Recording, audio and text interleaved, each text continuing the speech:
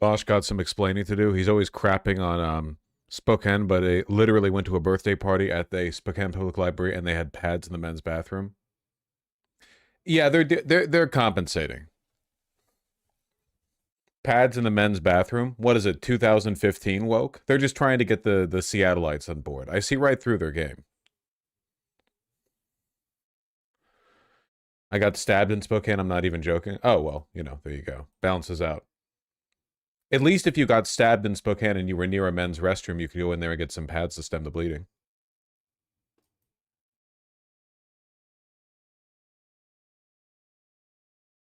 What's up?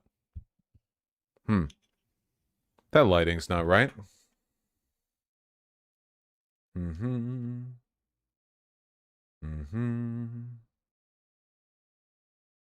Cozy? Kind of the opposite, actually. The light's too blue. Why are you gray? You can't just ask people why they're gray. What's up, guys?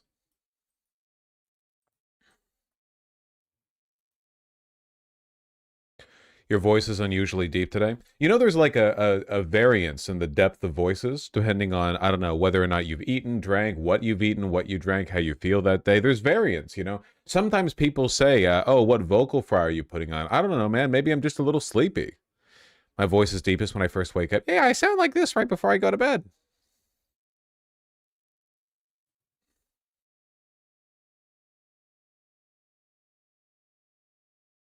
Drinking the deep voice juice? Well, in this case, it's called Dayquil.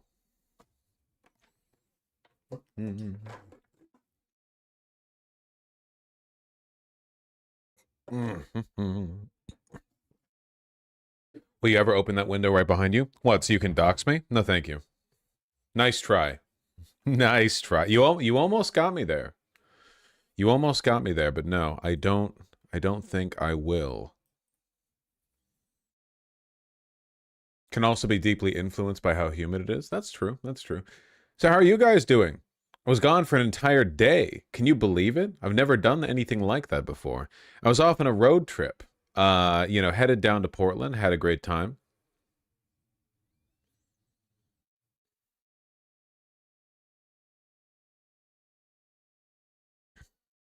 Last day of the semester?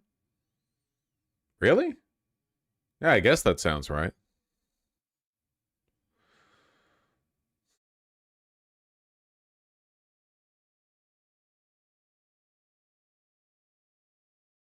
Was it like Portlandia? I mean, it is a pretty weird city, yeah. You can do Portland as a day trip? Sure. It's only about a 3-hour drive from Seattle in good traffic, 3.5, I guess. Um, had some great food at a place called the Observatory. Delicious, delicious burger. Do you celebrate Christmas? Everyone celebrates Christmas, all around the world in their own way. Everyone agrees that around the end of the year, you should get treats and snacks and exchange stuff. Isn't it the one city gayer than Seattle? I think that Seattle and Portland are like competing on that front, but I think that they're repping it in different ways. And neither city is like in total more homosexual than the others. They're on one off from each other. I think that Seattle kind of has a lock on the like tech programmer hacker puppy trans girl archetype, and Portland has a lock on the like queer art student who like all of their home decor is handmade in a shop owned by their uncle like 20 minutes out of the city. It's like slightly different vibes.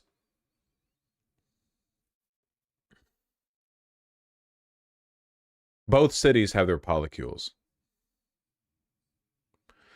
Seattle's getting a little assimilationist, I think. Oh, come on. Have you been to Capitol Hill? Half the people there are visibly trans. If Seattle is meeting some bar for assimilationism, then so is every other fucking place on earth, okay? That's a crazy high bar to set. Sheesh.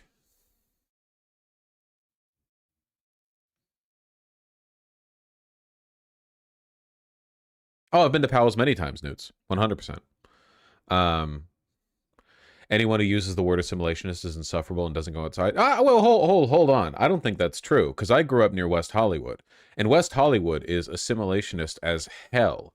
Um, So I disagree. I think it's worthwhile to point it out. I don't think you could ever call Seattle assimilationist. It's too far. It's too far gone. You know, San Francisco is more assimilationist than either Portland or Seattle. It's a money thing. Plenty of money in Seattle, though. We'll see how much money Seattle has after the AI bubble pops. Okay, plenty of that here. Don't they have Folsom in West Hollywood? No, Folsom is in Folsom. It's in San Francisco, and Folsom is pretty. What would you call it? Not assimilationist. It's pretty out there. But I do think the queer culture in San Francisco, on average, is holy shit. Is It's more assimilationist than Portland or Seattle. I really have to get White Nervosa to limit the text.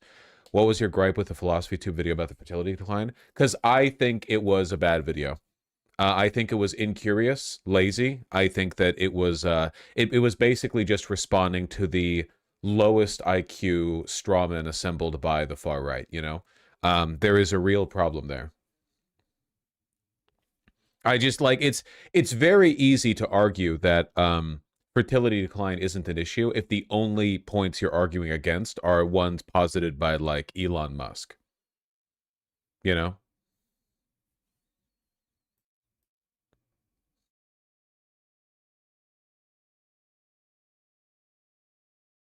Thoughts, anti-centrist horseshoe theory? Weren't you trying to get me to look at this before? I'm not looking at it. I'm not looking at your goddamn political chart.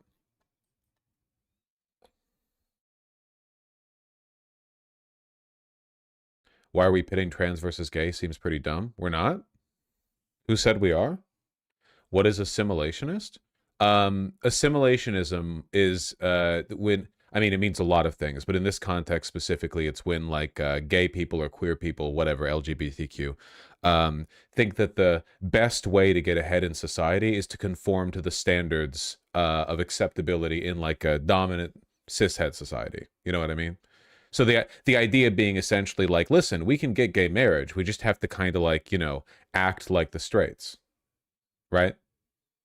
That's assimilationism. The counterpoint to assimilationism being like we just need to be aggressively queer and unapologetic and so on. And I for the most part am pretty anti-assimilationism.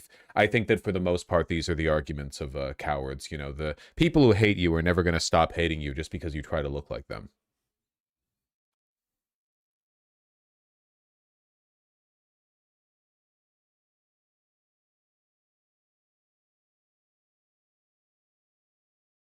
Do you think breeders is a slur? I think that definitionally, a slur is just an insulting term for a demographic of people. So, yeah, but I don't really think that matters.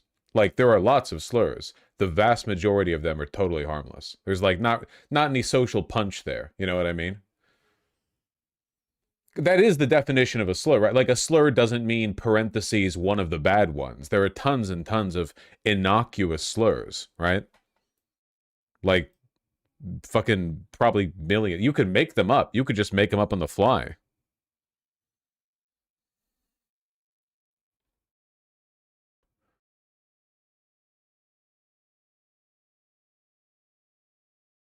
LA is not particularly more queer than average. I agree with that. SF is so much more queer. Um, that's probably true. Yeah. There must be a dividing line between the two where they transition between the two states. Where do you think that is? No, I think that San Francisco is particularly queer just because of like its specific history. Los Angeles is not that left wing of a city. I mean, I think that on average, LA is it's not as left wing as New York, for example, or San Francisco. Certainly not as much so as Portland or Seattle. It's not been designed in a way. Yeah, I'm talking about West Hollywood specifically, but I don't like West Hollywood. I think it sucks, man. Like West Hollywood, you're literally just on that one strip of Santa Monica Boulevard with all of the overpriced gay bars and clubs and stuff. Everything's super expensive. There's a bunch of like, to be fair, really hot 20-something twinks, but a lot of them are, I mean, they're not allies of the queer community. Okay, sorry, that sounds insufferable too. Um, a lot of them, I think, are not politically woke. They're not really up on their relationship to like the broader sort of social dynamic, you know? They're just there to have fun. And what that means in practice in a lot of cases, right, is that they view themselves as like one of the good ones, right? Like, why can't all queer people be like me, a 25-year-old, extremely physically attractive, above average income LA twink? You know what I mean? Like, what's with all these like poor, annoying gay people? What's with trans people? What's with all those people? Queer people would be so much more accepted if they were just like me. It's that kind of thing, basically. They don't really think of themselves as part of a broader political movement. They're kind of in it for themselves. Definitely, I've noticed that tendency, but it's not all of them, you know.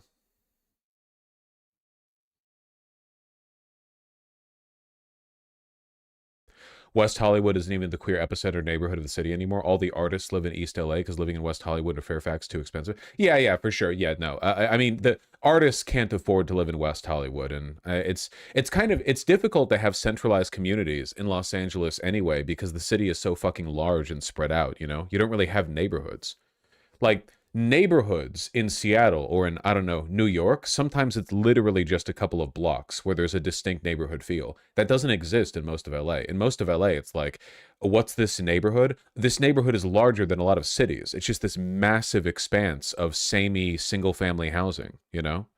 It doesn't really have any distinct character, so it's difficult to have a community like at all in LA. How do you develop one? You know, you've got to walk a mile to get to your neighbor's house. I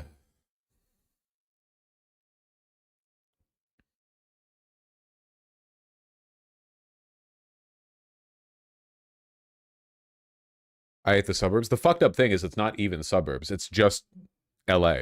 You know? There's barely even like a non-suburb distinction or like a component to contrast it against. Have you seen the projects of 3D printing houses in mass production? Do you think they could help with the housing crisis? No, not even remotely. 3D printed houses are a scam. Those concrete 3D print, they're fake. It's just there to make TikToks to make you dump money into startups. It's not a real thing. The problem is like development, zoning, and land price. It has nothing to do with how expensive it is to build a home. Homes honestly are not that expensive to build. Like relative to the cost of the land in most American cities, the cost of constructing a house is not significant. It's a marginal cost on top of the cost of the land, you know?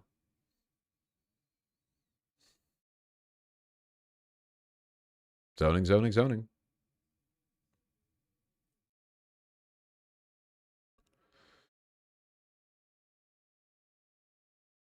It's cool, but it's such a niche use. It's basically made for the moon. Yeah, it's not going to fix anything here, you know?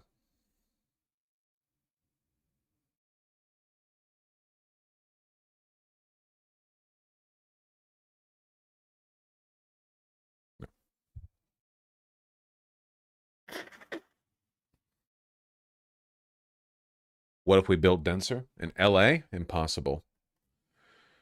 Oh, man. It's so bright in here. What the fuck? Okay, that helps a little bit.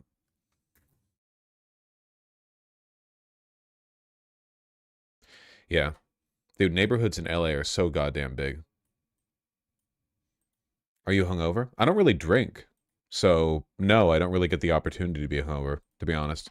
The problem with me drinking is that I get very sleepy. I get very, very sleepy very, very quickly. Are you sleepy now? No, because, well, I'm a little groggy. What what do you want from me? What the hell? I'm a little groggy, sure. I got my 7 hours of sleep, you know. I did what I could. Didn't you used to drink on stream? Yeah, during like election streams.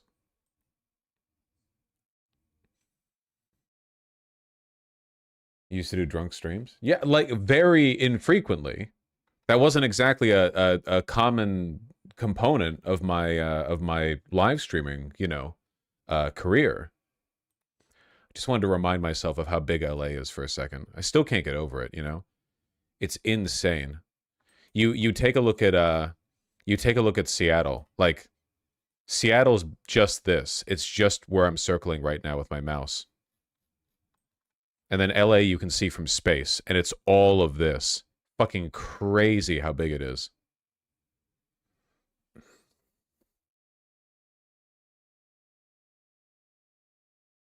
Where are they putting the artists these days? I don't know. East LA, Montebello, 1 billion miles from where I grew up. God, look at this. Look at LA zoning. What sense of community is there here? It's crazy.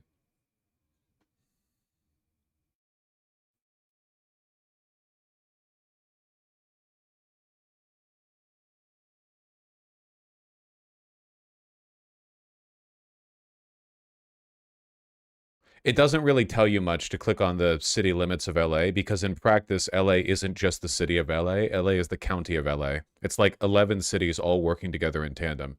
For example, you might notice that the boundaries of the city of Los Angeles do not include West Hollywood or Beverly Hills, parts of LA that are definitely, part of LA.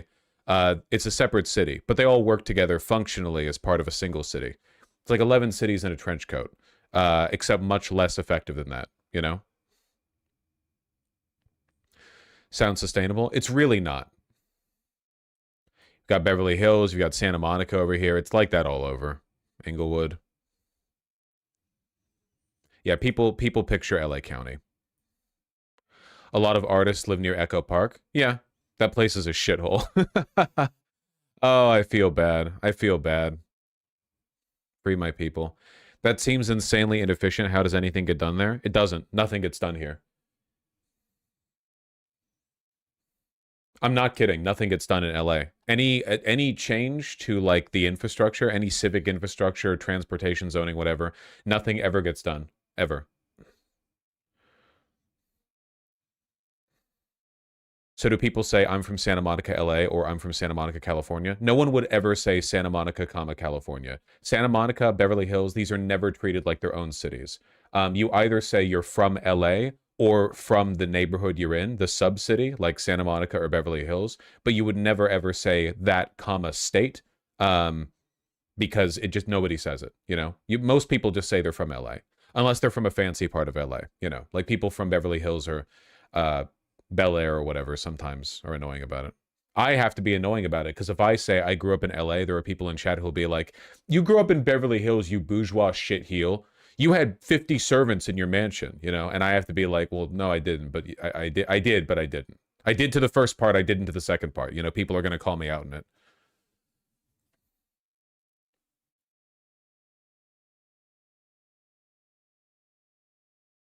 How many servants was it? Growing up, our landlord employed one parentheses one gardener who showed up every other Tuesday. I think that was the limit of our of our help, the wide extent of our service.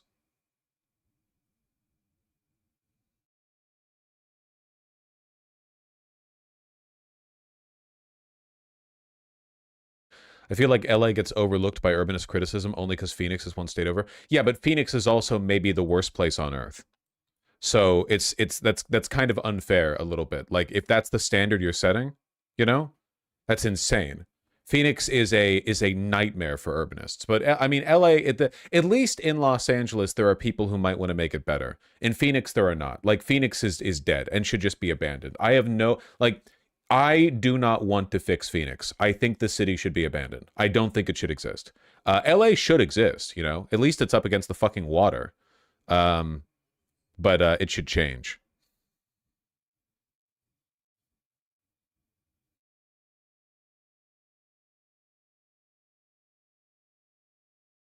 LA takes all their water from the Central Valley. Yeah, yeah, yeah. I know it's a lot of people to put down here in a desert, okay? I agree. The biggest city on earth should be a gigantic 800-mile tall city from San Francisco to Portland to Seattle.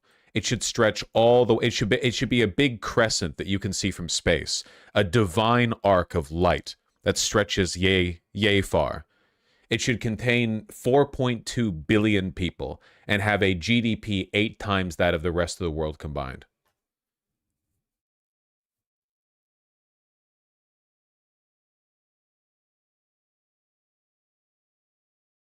I'm serious. Not possible, too many mountains? Perfectly possible. 110% possible. Okay? Absolutely doable.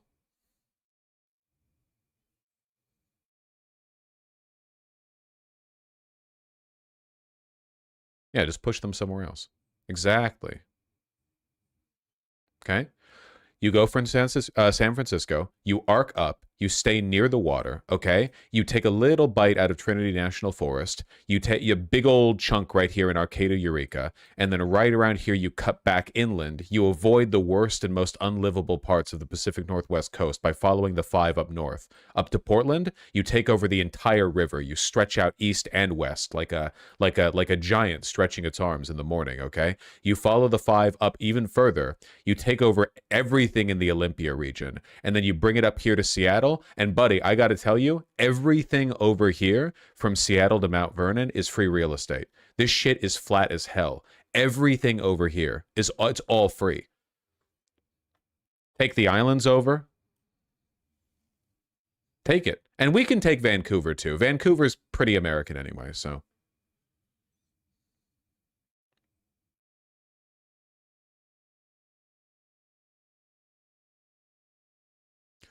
It's also everything that just got flooded. Yeah, well, that's not ideal, obviously.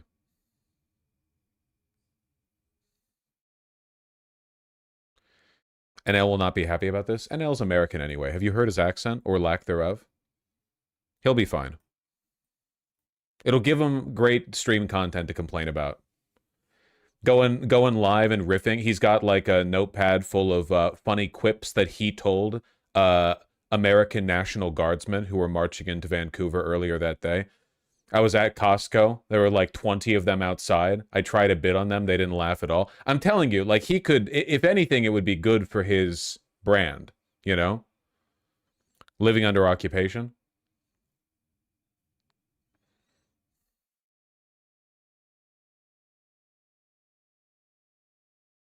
What is it with Americans trying to annex Canada? I don't care about Canada. It's just that Vancouver is obviously part of this crescent megacity that I'm describing. That's it.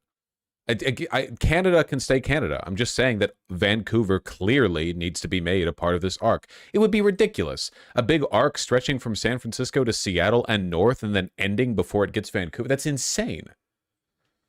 Also, with how economically productive that megacity would be, Vancouver would want to be a part of it, you know?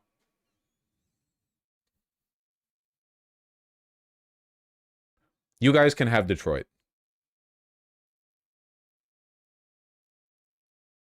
You can take some territory of your own, okay?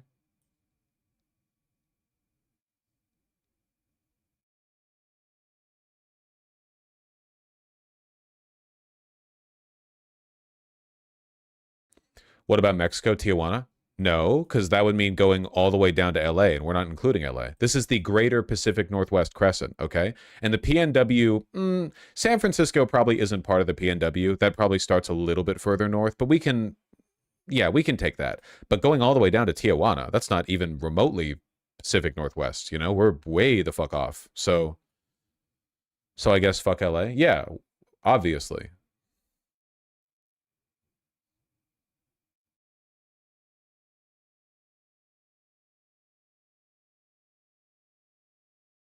They are spiritually connected. For sure, for sure.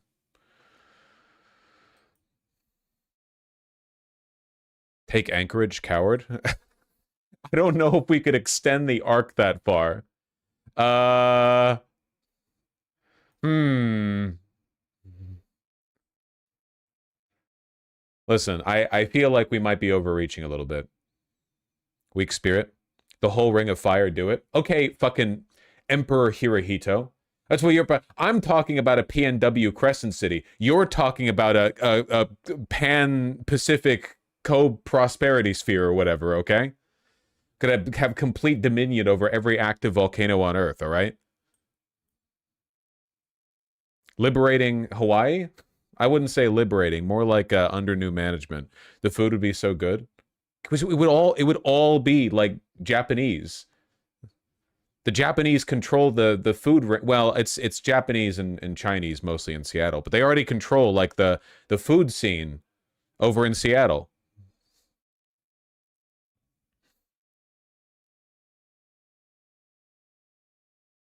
Downsides? Earthquakes and volcanic eruptions and tsunamis and stuff, I guess.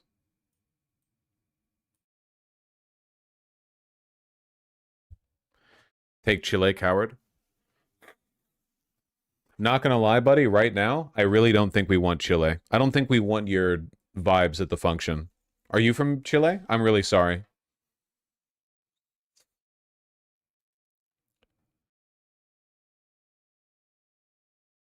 They just elected a Nazi son as president. No, I know, that's what I'm referring to. That was the that was the point, yeah. 58% of the vote going to an actual Nazi, son of a Nazi. Like his father was a member of the German Nazi party who fled to Chile. So yeah, that's cool.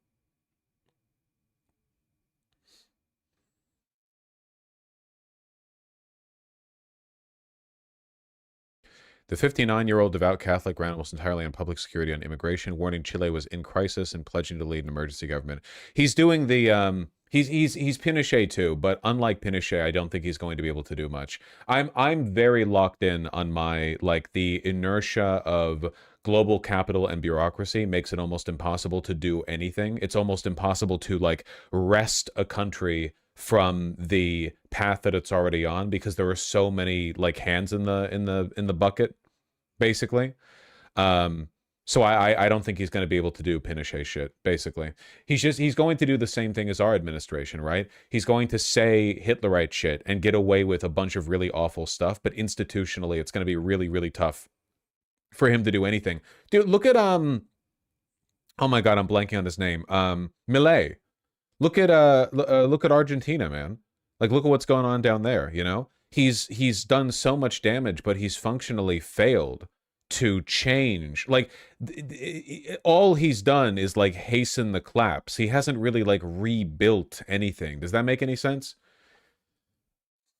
It's going to be like that, I think. His father, Michael Kast, was a member of the Nazi Party who fought for the German army during World War II. Thank you. I do know what they did before emigrating to Chile in 1950. Italy too, Vosh, nothing ever happens. Yeah, Italy too. And you know what? If reform wins in the UK and the AfD wins in Germany, I think the same thing's going to happen. You're going to have leaders who are like, you know, what do I say to the press today? Deus Volt, may I see you in Valhalla, brother. Whites forever. And then what actually happens? Nothing. Tax cuts for the wealthy. And I guess in Britain specifically, you know, more political privileges for pensioners.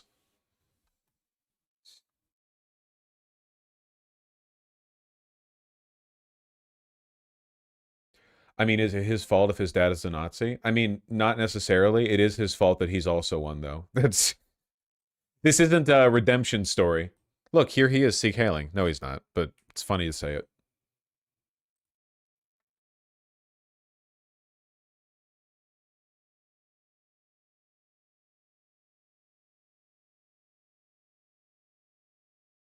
Are we sure he wasn't brainwashed? He is a 60-year-old wealthy man. Ultra-conservative former lawmaker Jose Antonio Cast secures a stunning victory in the presidential election.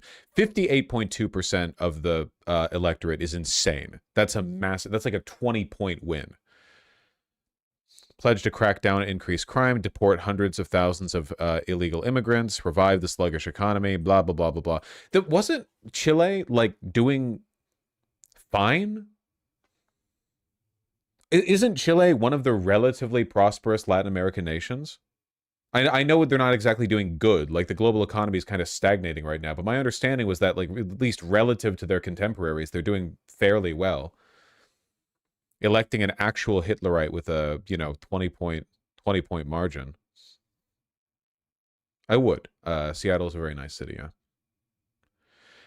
Apparently, the major factor in this election was the Communist Party candidate was pro-Venezuela. Really? That's pretty bad then. Yeah. It was a Nazi candidate versus a communist candidate, but this is the 21st century definition of Nazi and communist, which is that both of them are liberals, but slightly different positions on like state regulation and wokeness. Because everything is like flattened towards the mean, you know? There are no actual communists or Nazis left. It's all just like varying shades of the same post-Reagan neoliberal trash. But if she was actually pro-Venezuela, that's pretty dumb. Why would you? Come on. Like you can be against interventionism in Venezuela. You can say we sympathize with the Venezuelan people. You can say Venezuelan undocumented immigrants are fleeing oppression in their country and should be treated with respect. All that's fine. But if you're like defending the regime in Venezuela, that's pretty dumb. It's pretty stupid.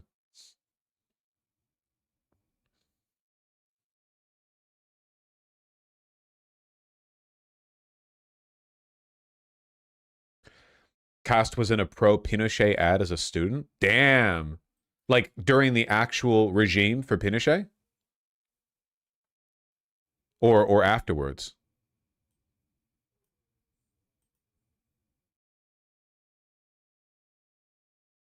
Y convencido de que la obra del gobierno va en directo You could really tell that he's the son of a Nazi who fled over here.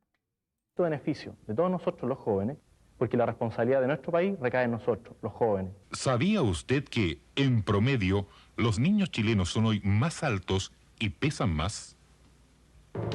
Is he like I sorry, I only speak English. I assume he's talking about how Pinochet like improved the country. Cast is unapologetically pro Pinochet. Yeah, of course he is. Yeah, 100%. Absolutely. Love those 80s video effects. Yeah, pretty classic. The hell is going on here? He said like and subscribe. Don't we all?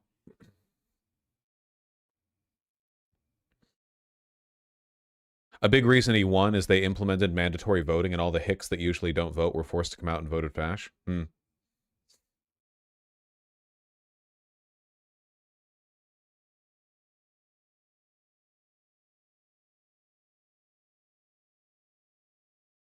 Chileans are not alone in their demand for radical change. I feel like I don't know. We're locked in a cycle of torment, okay? We are frozen in a block of amber, and every election, the low IQ electorate in any country, not just Chile, screams, we want things to be different, and then they make things marginally worse. We keep whiplashing back and forth between, like, we break it, oh, we fix it. We break it, oh, we fix it. But overall, on average, everything's getting worse, you know? At least it's different, you know. I just back and forth and back and forth, but nothing actually changes, not fundamentally. Because who the fuck could change any of this, you know? Who's powerful enough?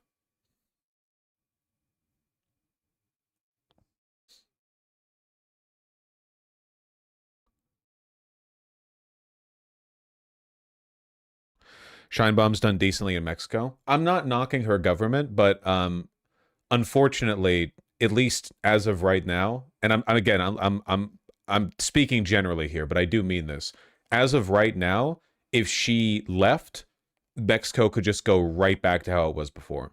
Her changes have been they've been good, but they've been marginal in the face of the broader inertia. Like you need a something more transformative than what Scheinbaum or basically anyone can offer. I really don't know if anyone can. I feel like the inertia is just too strong.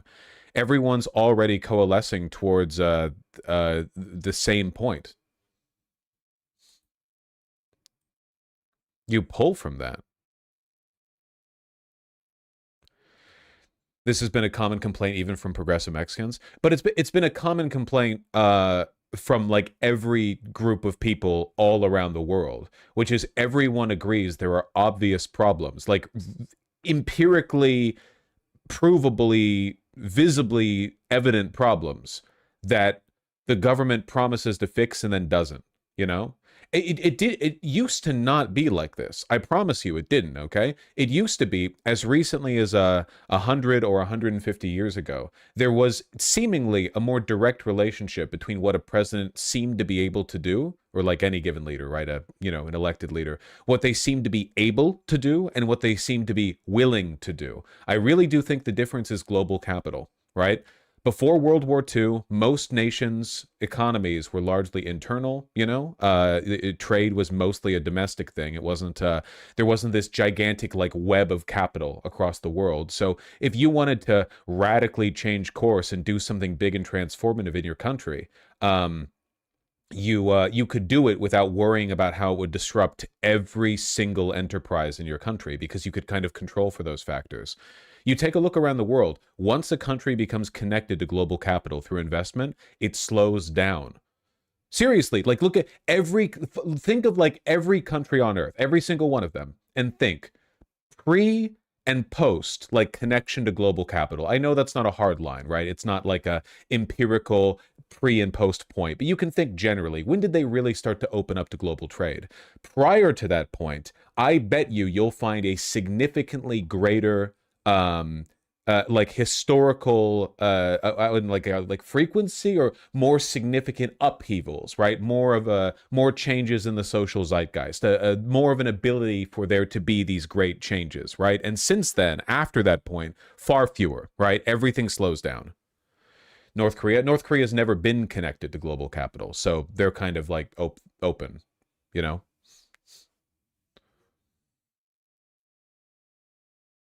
Excluding the Soviet bloc? Well, no, actually. Isn't that kind of part of the point?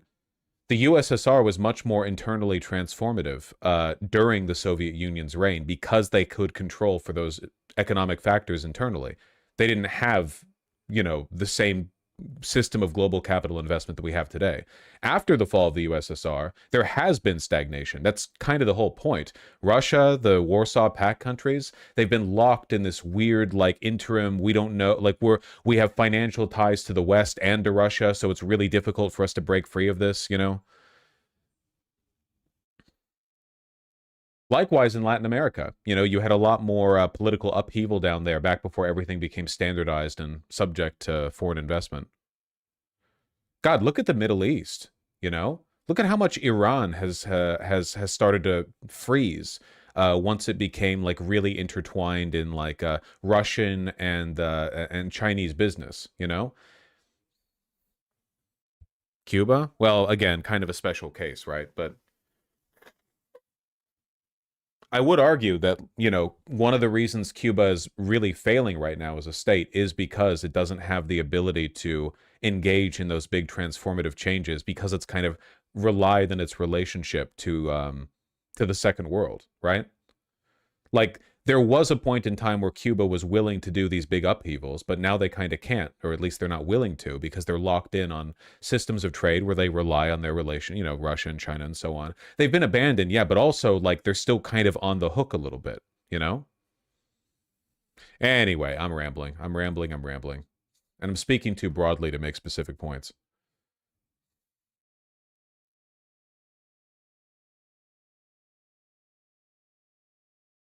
Anyway, as long as every country on Earth is like tied to every other country on Earth economically, it's basically impossible to do anything substantial with regards to political change. Just can't do it. Al Jazeera. Give me the heat on Chile. Or maybe not. Somebody, give me something. I don't know much about this guy, to be honest. I would like to be more aware of an actual neo-Nazi being elected to power by a huge margin in a American country. Chile has elected its most right-wing president in 35 years of democracy. The arch-conservative... I get your point of view, but there was already stagnation. Well, okay, in America, we were much more capable of transformative change before the post-World War II global investment period. Everything from like the Marshall Plan to our involvement in Latin America for the purposes of economic imperialism, all the connections that we made after World War II made us beholden to a bunch of financial interests that were divorced from the national interest, right? Because of that, the economic stability has led to stagnation. I mean, I think there's a reason, and it's kind of telling that both the MAGA movement and the platonic ideal of the picturesque American life are both rooted in the 1950s. That is to say, the post-war vision that we cemented once and for all as the America before economic conditions locked that in as the only thing we ever imagined ourselves capable of. America wasn't always suburbia, single-family homes, and the nuclear family. For most of its history, it wasn't, right? Like, that was just 50s and onward. Prior to that point, America looked and acted very different, but all of that was before we locked ourselves in. We used to be much more capable of change. We could never do a New Deal today. We could never do a mass electrification campaign today. We could never do another mass highway or mass train program, you know, like running the rails across the continent. We couldn't do any of that stuff today. We're not capable of it. We don't. It's just we lack the political will, the imagination. Conservative Jose Antonio Kass sweeping to around 58% of the vote with an unassailable lead over Jeanette Jara, who headed a broad leftist coalition. Kass campaigned on a promise to expel more than 300,000 immigrants, taking a firm hand on near-record crime rates and to restart the stalled economy. Well, let's hear first of all from Kass. I want to make it clear, it will not be quick. We have a harsh year ahead, very harsh, as the finances are not good. Without security, there's no peace. Without peace, there's no democracy. And without democracy, there's no freedom. In Chile, we'll be free again from crime and anguish. We want to receive foreigners, but with respect for the law. Those who don't respect the law must go. Like, this is what it looks like when a Nazi wins nowadays, you know?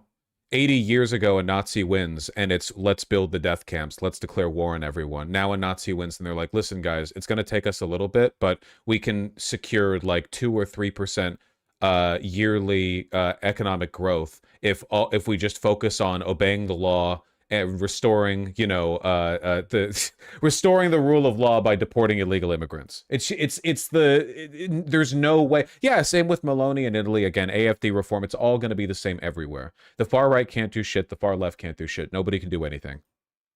International Affairs Editor Philip Turle is with me now here on set. First of all, who is he, Philip? Jose Antonio Kass. Right, well, there are lots of comparisons that have been made over the past few hours. Donald Trump, Jair Bolsonaro, the former president of Brazil, Javier Milei, the current president of Argentina. Is he like any of those? Well, he's a fan of Donald Trump, that's for sure, but he's reserved, he's core. FDR had 75% of the seats in Senate and Congress. He could afford to do big legislation to piss off up to 1/3 of his legislators and still pass bills. Yeah, but that kind of political majority was only possible in an era where there was a relationship between politicians' words and their actions, and where people were involved enough in the political process for things to not be as bipartisan. Trust me, if we had an FDR Hoover situation today, FDR would marginally win each of his elections. Like, Hoover would still, 12 years later, have a significant base of support where people act as though he did nothing wrong. People used to believe more in the ability for politicians to do things because they lived in an era where they could. A politician could say, I'm going to build the National Park Service, and then do it. A politician could say, I'm going to connect the two ends of the United States with railroads, and then do it. I'm going to engage in massive electrification. I'm going to build a highway network that stretches across the continent. It used to be possible. Now, what do you remember from Biden's years? Exactly. Lena Khan did some good stuff. And there was the Infrastructure Act, which was just another omnibus budget bill that diverted some money towards, like, I don't know, duct taping some bridges. Yeah, that's what I thought. And he was considered like a relatively good president with regards to unions and infrastructure. Those were the things he was good on. Not even to speak of, you know, Gaza. What do you remember from Obama? Insanely popular president, at least when he was first elected. He had 8 years. What do you remember? Yeah, that's right. Exactly. We got the ACA, we got drone strikes. That's about it. Just nothing. Absolutely nothing. Nobody can do anything. Nobody can capitalize on anything. We're very locked in until some kind of critical system fracture takes place and everything falls apart. And after that, it might be possible for these systems to start moving again. But until then, I don't know, man. We're kind of just we're watching everything gridlock. Cautious. He's apparently lacking charisma. So Trudeau as well. I want you to think of all of these leaders in a historical context, right? If you look back and you see, what did Lincoln do? What did Washington do? What did FDR do? You see this laundry list of like insanely influential shit that had ramifications decades and centuries down the line, right? If you look at what modern leaders do, for the most part, it's holding down the fort. Like, I understand, like, Bush, obviously, Iraq war, Afghanistan war stuff, but like, even the good stuff they've done is like a system was failing and they put some duct tape on it. That's the infrastructure bill. That's the ACA. A fundamentally broken system was getting to be untenably broken, and they put duct tape on it.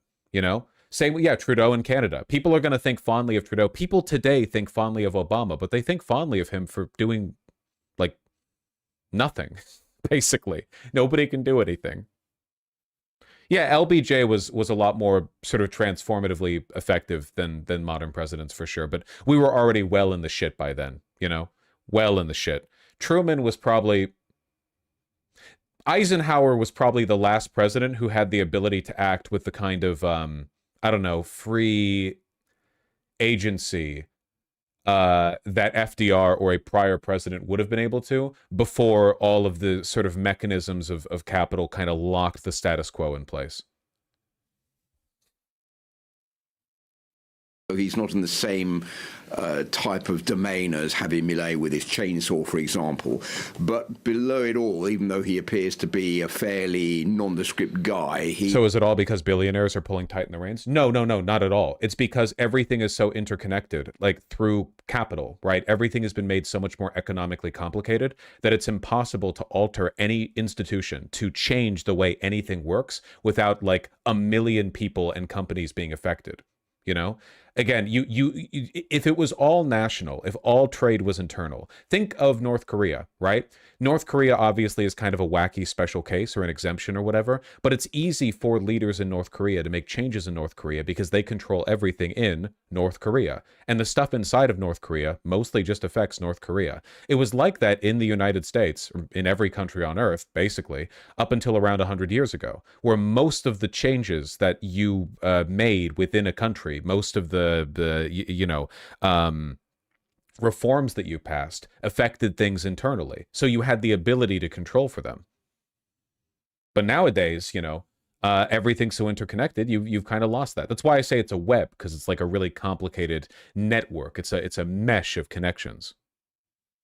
An infinitely complicated bureaucracy that's managed by hundreds of thousands, millions of middlemen, you know, all of whom have the ability to phone your office if anything even slightly inconveniences them. How could you ever get anything done? Imagine the difference between like you and a group of 3 friends deciding where to eat and you and a group of 5,000 partygoers deciding where to order food from. But if any single person in that group of 5,000 has an issue with it, you have to start over again. He is, in fact, ruthless, and those who know him say you're either with him or you're against him, but there's no middle ground. So he's 58 years old. He's a professional lawyer. He's a practicing Catholic. He's got... Does also explain why the only major and long-term change that seems to be able to be made in this system is the deregulation of financial markets, because all of this is kind of being done at that, like everything is trending towards, it's like erosion. You know, if the reason nothing can change is because there are too many interconnected financial bureaucracies overseeing everything, the only like long-term shift you're going to see over decades and decades is towards more autonomy for those groups. 9 children.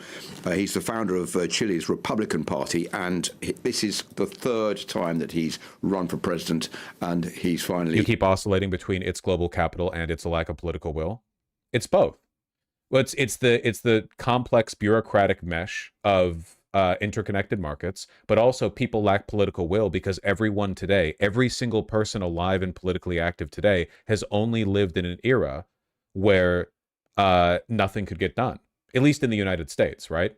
In America today, nobody was alive to, you know, see, well, basically nobody, to see massive transformative political change being done at the behest of people domestically. So you lack political will because you start to believe that nothing is possible. Mamdani talks about this, you know. He said one of the reasons it's so difficult to get anything done is because people stop believing in the ability for people to get things done, so they don't vote with the capacity for hope in mind. third time lucky for him. He's got the job of president. He's also known to be against abortion, even in the case of rape. He's against any type of contraception pills. He's also against same-sex marriage. And there's something else that I think is also not always known about him. That is that his father was a member of Hitler's Nazi party and a soldier during the Second World War, and his brother was a minister under the former dictator Augusto Pinochet and head of the central bank during the time from 1973 to 1990. The election pledges, there are two main ones. You can see them behind me. The first one is to clamp down on violent gangs, and the second one to deport 340,000 illegal migrants.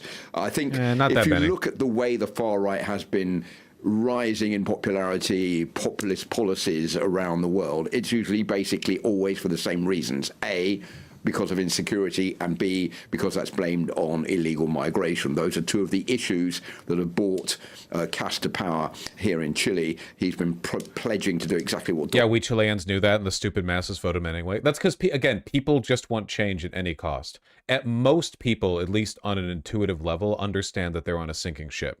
If you live in the West right now, you understand that. The lack of political imagination, the decay of our institutions, the actual physical decay of our infrastructure, which nobody can afford to upkeep anymore, the fact that there's less and less money available because none of it's getting taxed, or all of it's getting held in offshore accounts. Everyone can see the writing on the wall. Everyone can see it very, very clearly. Like, we are living in the end times of what we thought this civilization was, I guess the West broadly.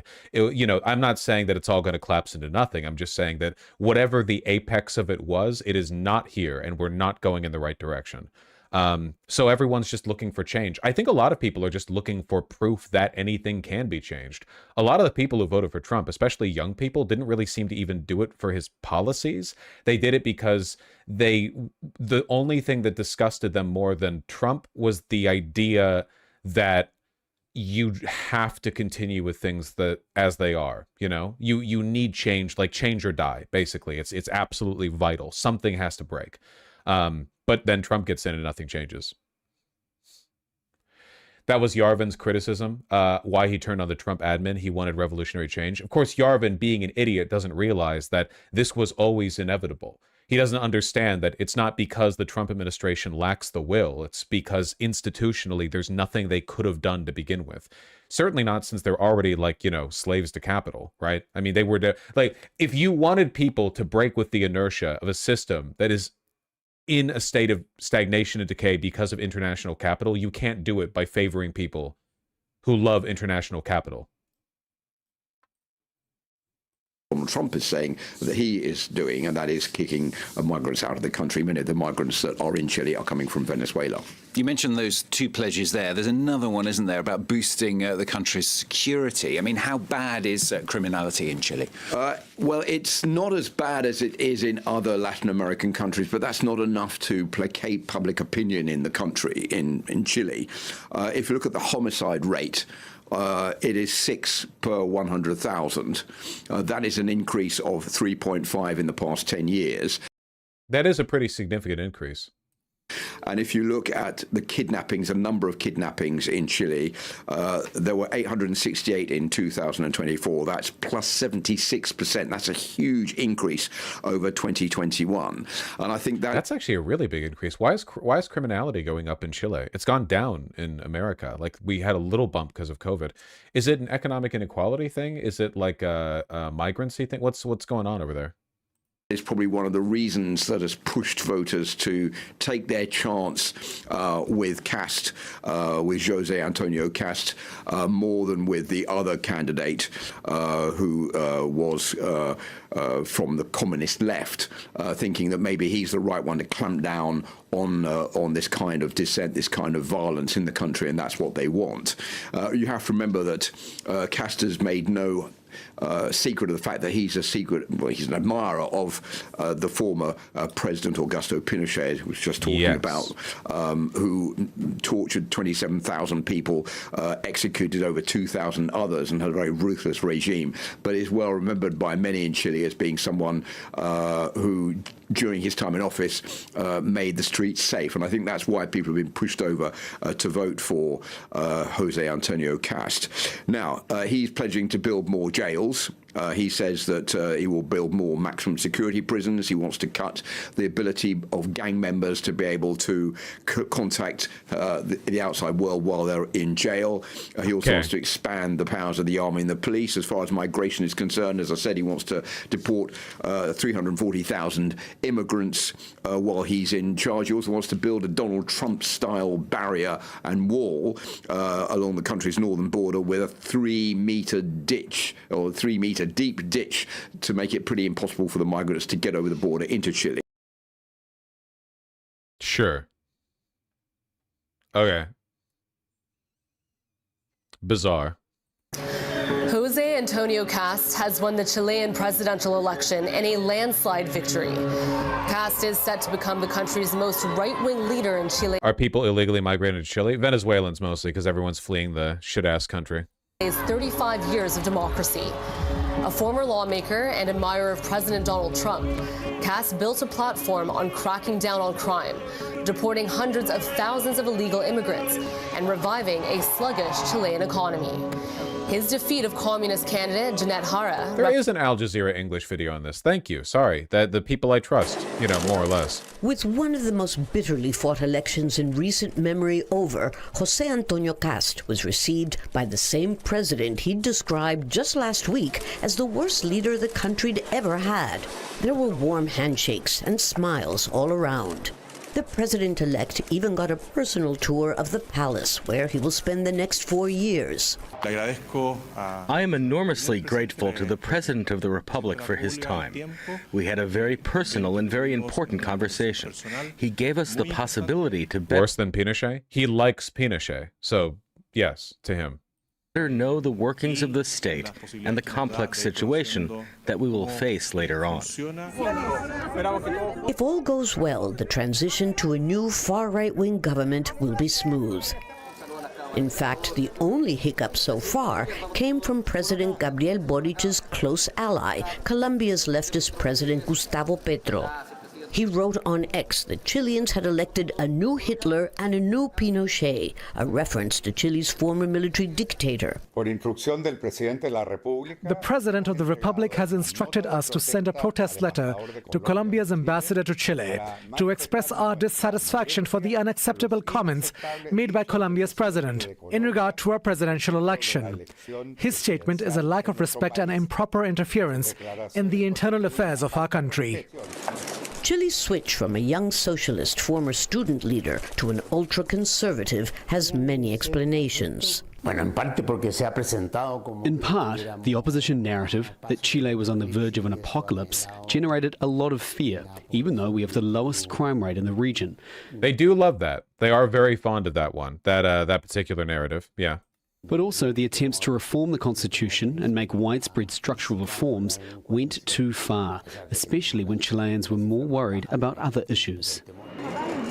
Among them, undocumented migration, which they associate with rising crime.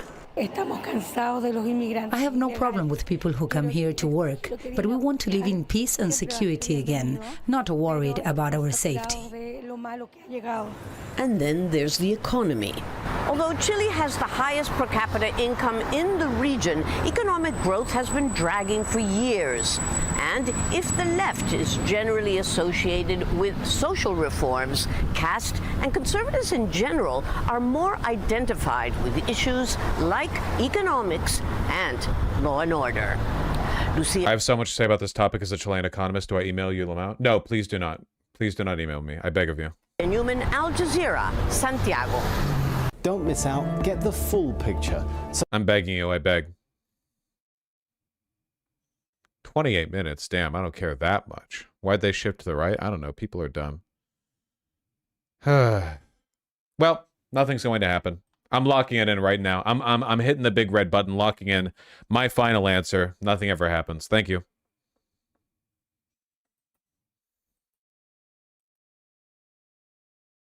I would care for like 5 minutes. I'm going to dip my toe in the water, okay? Particularly by the 2,000 gang members who have no medical program when they started. They are trying to create this sort of a coalition. For example, Jose Antonio Cast, one of his first statements as president-elect, he has said that he's going to meet with... All right, my toe's been dipped. Nothing ever happens until it does. Well, everything is subject to entropy. How about that?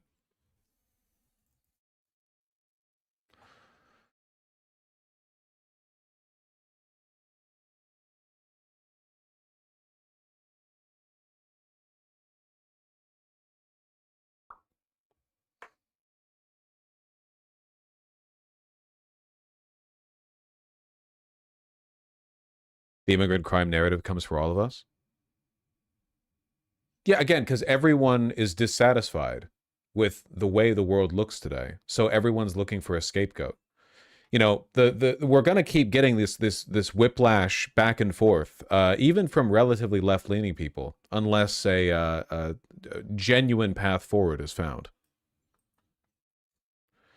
Have you seen the new Animal Farm movie? No, because it's not out yet. If you mean, have I seen the new Animal Farm movie trailer? The answer is yes, but I can't show it on stream, obviously, and also I have nothing to say about it.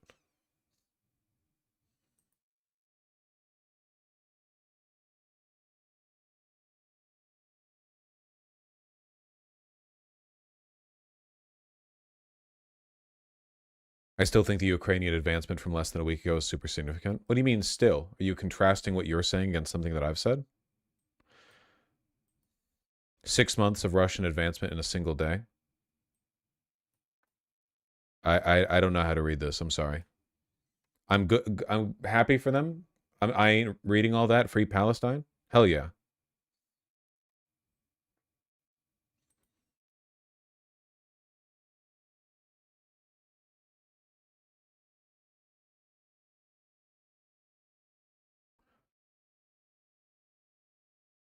Is that Palestine? Yes, Hamas is fighting back.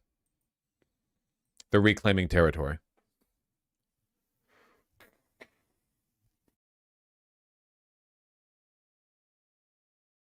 All right.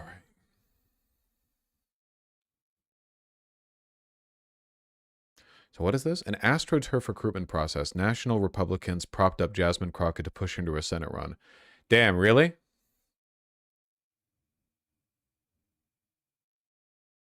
That sounds about right.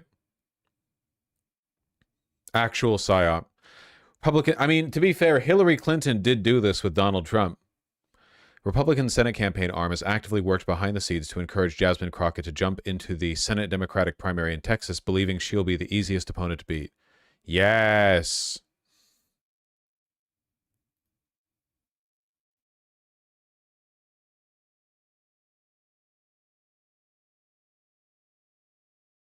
Maybe later. Let's see. In June, news broke that Colin Allred, James Tellerico, Beto O'Rourke, and Joaquin Castro met to discuss the 2026 election. Operatives at the NRSC realized that Crockett was not included in the meeting and had not been included in any credible polls. So they decided to change that. Following the NRSC's polls, other surveys began to include Crockett and showed similar results. She was surging in the primary. The NRSC then worked to amplify those polls and is taking credit for help orchestrate the pile-on of these polling numbers to really drive that news cycle and the narrative that Jasmine Crockett was surging in Texas. So the National Republican Senatorial Committee has been started including Crockett's name in the polling and boosting her to make it seem as though she had a decent shot. And I guess the lesson we're meant to learn from this is that Jasmine Crockett is so stupid and so narcissistic that she decided to run for U.S. Senator because some unsourced polling or some dubiously sourced polling indicated to her that she might have a chance at it.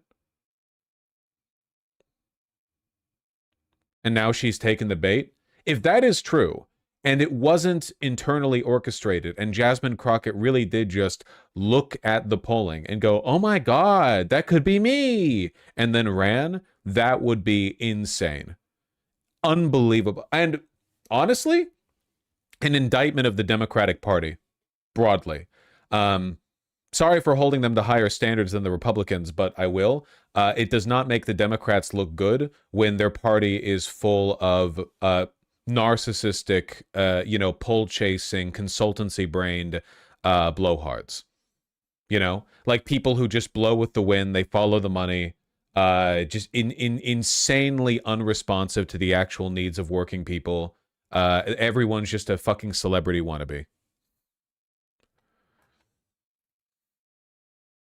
Masaigo, I've already told you what my condition is. I'll stop ragging on the Democratic Party if I get unambiguous endorsements of Tallarico over Crockett. If Democratic leadership, like, you know, Schumer and Jeffries, don't endorse Tallarico over Crockett, then I'm gonna maintain my criticism. If they do endorse him over her, then there you go. Then yeah, that's my... Then I'm set.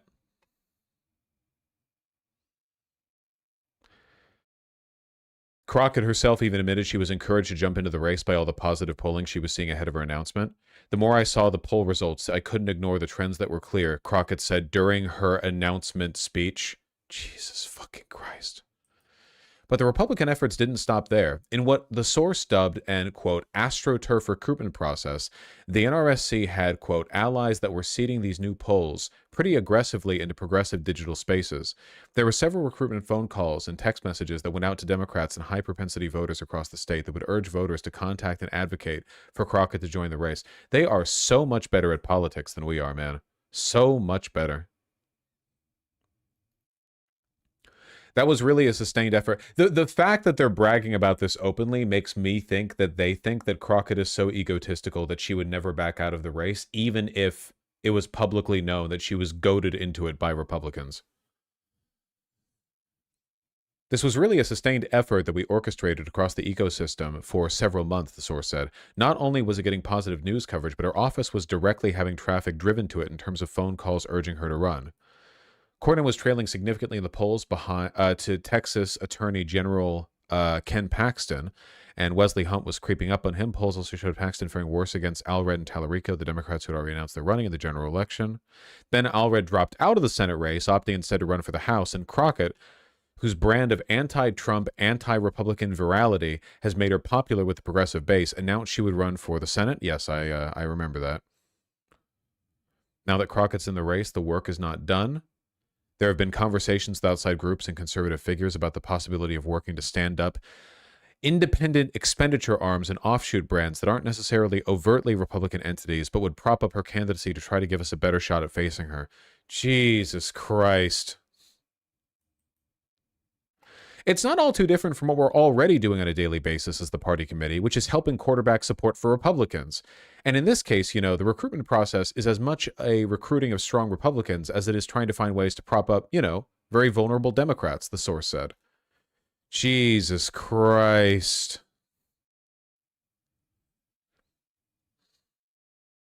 So I guess all of this just comes down to the reliability of the source, though this seems like a pretty...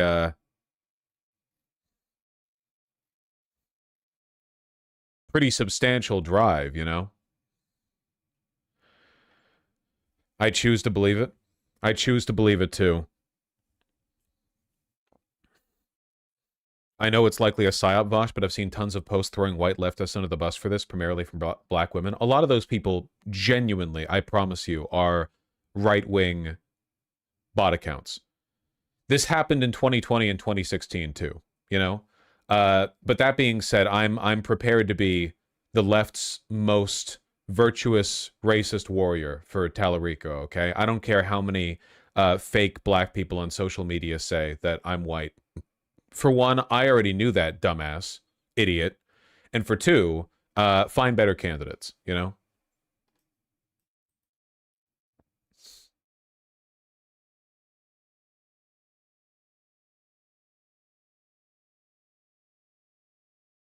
Lol, that's literally the Russian playbook. Yeah, I mean, you know, the Republican Party has probably taken a lot of pointers from, you know, the Russian foreign influence agenda that they've been pushing for decades, of course. But, I mean, you all remember, and this was all there in the Senate intel report, right, that during the Black Lives Matter protests, Russia was creating a bunch of accounts on both sides to deliberately stir up, you know, racial infighting and so on. Over here in America. Like, they would create accounts of obnoxious black people demanding all white people get on their knees and so on, and also create accounts of, you know, racist white people saying that that all black people just need to get over it and the police aren't racist at all or whatever. So it's, you know, it all plays into the broader, like, unreality strategy. I do not think that Jasmine Crockett and Tallarico are pretty similar in their political stances at all, Colonel Flanders. I think they're very, very, very different people. And I feel nothing but distaste for Crockett, honestly, and the condescending attitude she takes towards people who seem to think that her job is to serve the American public, you know? The worst part is so many leftists fell in line with it. With Crockett, I don't think that's true. Overwhelmingly, I have seen people denouncing Crockett, you know? And the fact that I haven't seen many people take the bait does make me feel more confident in Tallarico in the long run. So that's my hope. That's my hope. You know, we'll see. No, I mean the shut up and listen Whitey shit. Yeah, sure. Yeah, it is kind of cringe, but I think that was also woke 1 behavior. I'm not going to lie, man. I have not seen much of that now in woke 2. I have not seen many like performatively obnoxious browbeating people of color saying, listen, Whitey, as a leftist, it's your job to listen to everything I say, no matter how stupid. I just haven't seen much of it. I'm sure it's happening somewhere, you know, but I think that feature of woke is getting like kind of, you know, pruned out a little bit, which thank God, right? The dialectic is advanced. I hope so. Yeah, we're not doing as much it's her turn stuff, you know? Masaigu, I have told you what I want, okay? You can't keep telling me that the Democrats like Tallarico, all right? You can't keep telling me, all right? It's just going to make me think that you're a Democrat operative. Were you sent here by Schumer? I'm not here to be charitable.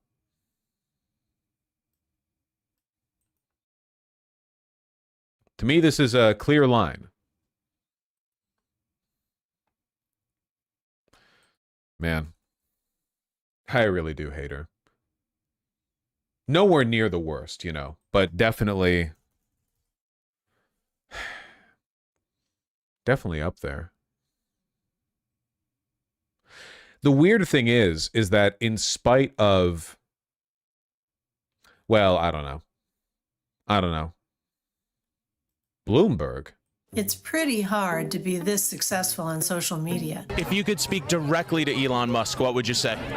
Off. So let me do what she would never do, which is to be an adult in this room. These are our national secrets. Looks like in the to me. But can it translate into a U.S. Senate seat? Jasmine Crockett is betting on it, but I think she'll need to do a lot more to win in Texas. That's because a Democrat hasn't been elected to the Senate there since 1988. Now, 11 likes. Masaigu, you're testing me. I don't know why you're drawing attention to this. Yeah, it's from Bloomberg opinion call. I'm just taking a look at the Bloomberg take. You know, I'm just interested in the take. Why are you so defensive of the Demo? Masaigu, you know that the DNC is a rotting corpse of an institution. Ineffective, contemptuous, condescending. They hate the voters. What's the point of defending it, you know? I'm not trying to manufacture a conspiracy narrative here or whatever. I'm not saying that, like, you know, I think that in spite of everything or whatever, she's getting propped up by all the, you know, deep state actors in the DNC. Not that I have, by the way, and I should say, I have every right to be conspiratorial about the DNC after Mamdani, because that shit was fucking crazy. That was enough conspiracy fuel to produce an entire generation of neo-Nazis, for one, not to mention engender like an infinite hatred of the Democratic Party, you know? Jamal Bowman too, man. Yeah, they do this. They do like to do this. So I remain cynical. However, you know, they can easily, you know, remove my cynicism or correct me of it, I guess. You would expect Chuck Schumer to have an opinion on this, right? He is the Senate Minority Leader. All I've done is show you factual data of their actions. Masaigu, yeah, but you keep saying over and over again the same facts pointing in the same direction. I'm telling you, like, I get it. Here's my line, and then you keep saying it anyway. I'm not saying you're lying. What I'm saying is that you're providing information to support a point, and the point has been made. So now it kind of feels like you're arguing with me by proxy, which I don't understand, you know?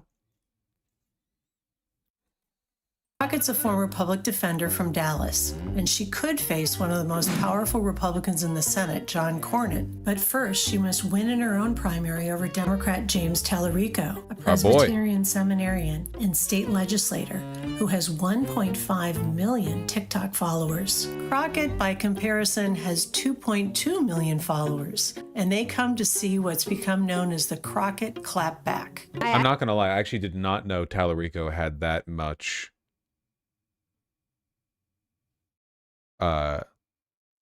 backing on social media. Yummy Brick, I'll take shit from Vosh, but I'm not taking any kind of shit from cretins like you. Beast mode. Beast mode, I'm afraid. I think your fake eyelashes are messing up. No, what you're ain't reading. nothing. If someone on this committee then starts talking about somebody's bleach blonde, bad built butch body, that would not be engaging in personalities, correct? A what now? Crockett's campaign even launched a t-shirt collection and moved to trademark the phrase. Jesus. That's why she thinks she can, quote, expand the electorate and get people motivated to vote who don't normally participate in the process. But politicians have tried that in Texas before. Remember Beto O'Rourke? Then again, building a campaign that can greatly increase turnout isn't impossible. Just ask Stacey Abrams in Georgia. But look at how that turned out in the long run, right? It also needs to attract Texas voters in unprecedented ways for a liberal Democrat. And that's where her rhetoric will cause her problems. She's called conservatives inherently violent and suggested Trump's Latino supporters have a, quote, slave mentality. But you shouldn't That's why say it. GOP leaders think she'll be an easier target than Tallarico, who showed a big potential for appealing to a wider swath of voters while on the Joe Rogan show. If Crockett continues to focus on TikTok and liberal voters, she could energize the base in a state where gerrymandering has unleashed some pretty competitive races. But to actually win, she'll have to show that she can do more than go viral. I think Crockett's aggressive rhetoric and stances would have worked if she was Latina and not black because people are racist. I think if you paired that with better actual political positions, I think you might actually be right. It's actually kind of crazy how little Democrats tap into the Latin anger for the majority of Latin people in this country who are Democrats. You know, the Democrats really do not represent a I don't know, like a broader sentiment amongst those groups, because Democrat voting Latin people fucking despise the Trump administration for obvious reasons, right? I know there's been some shifting lately, but I don't know. I feel like there might be a little bit more sauce, I guess, to the Democrats' war against ICE and, you know, the behavior of the Trump administration and so on, if they had some strong Latin voices who were very openly, like, contemptuous of the administration. Yeah, Democrats, for the most part, just don't like capitalizing on anger, you know? I think that, for the most part, Jasmine Crockett's just an exception. Also, Jasmine Crockett doesn't really come across as that angry, just more foul-mouthed, I guess. Like, she doesn't really act with righteous anger, you know? It's more just like she's willing to be rude, which is fine, I guess. I just wish it was backed up by progressive policy.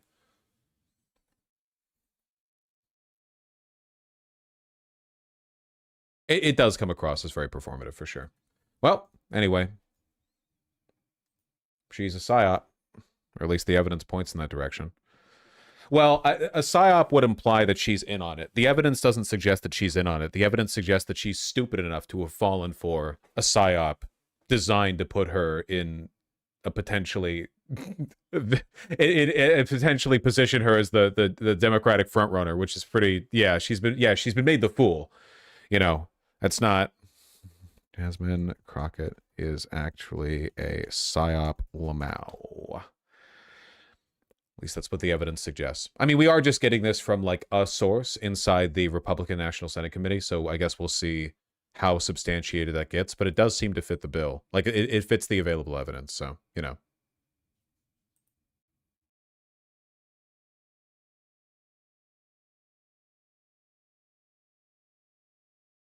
When I first saw her clapback clips, I thought she was going to be good. We are fish out of water. We're desperate, you know. We're gasping for it. Any Democratic politician being even a little bit rude to the Republicans, please inject it straight into my veins. The bar is pretty low.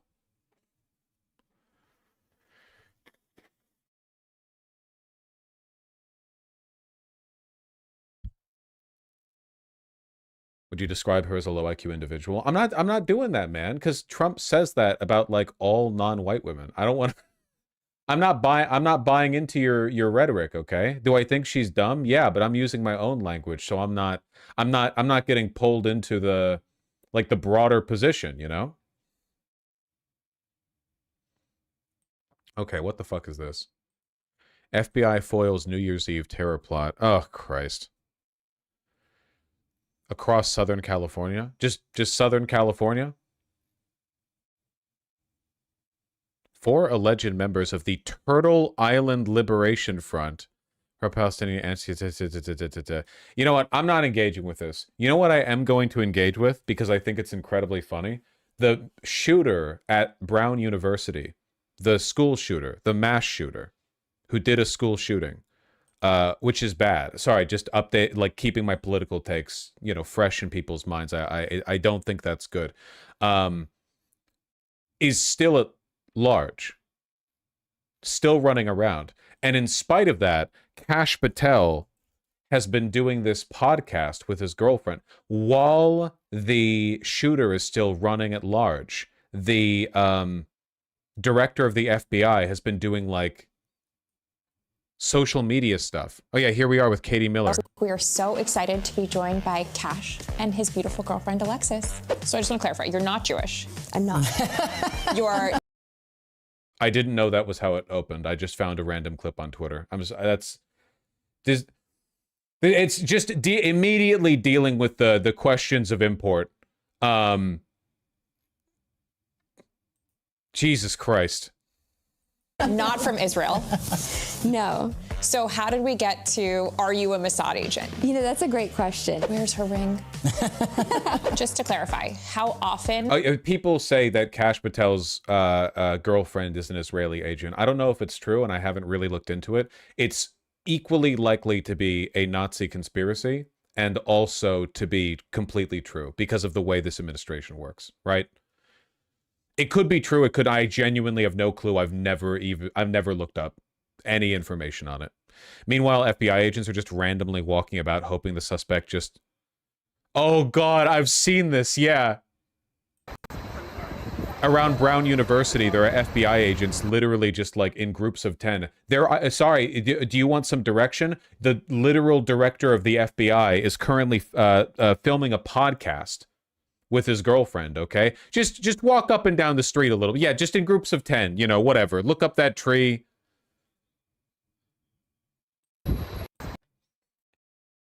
Remember, the only reason they found Charlie Kirk's killer was because a family reverend confessed it to the FBI. Like, the FBI didn't find shit. So there's a very real possibility this FBI just lets the school shooter go.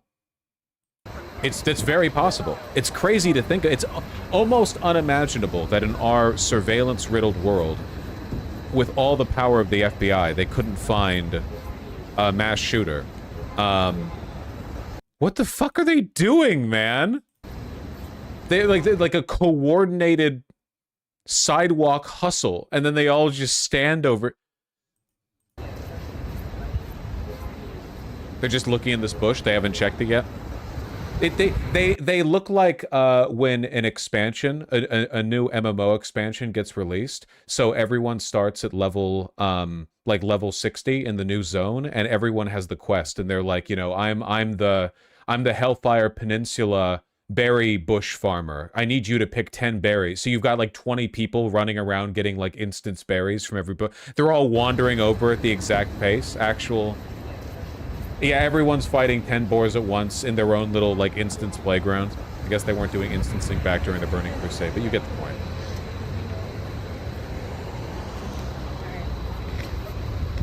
It's so fucking funny.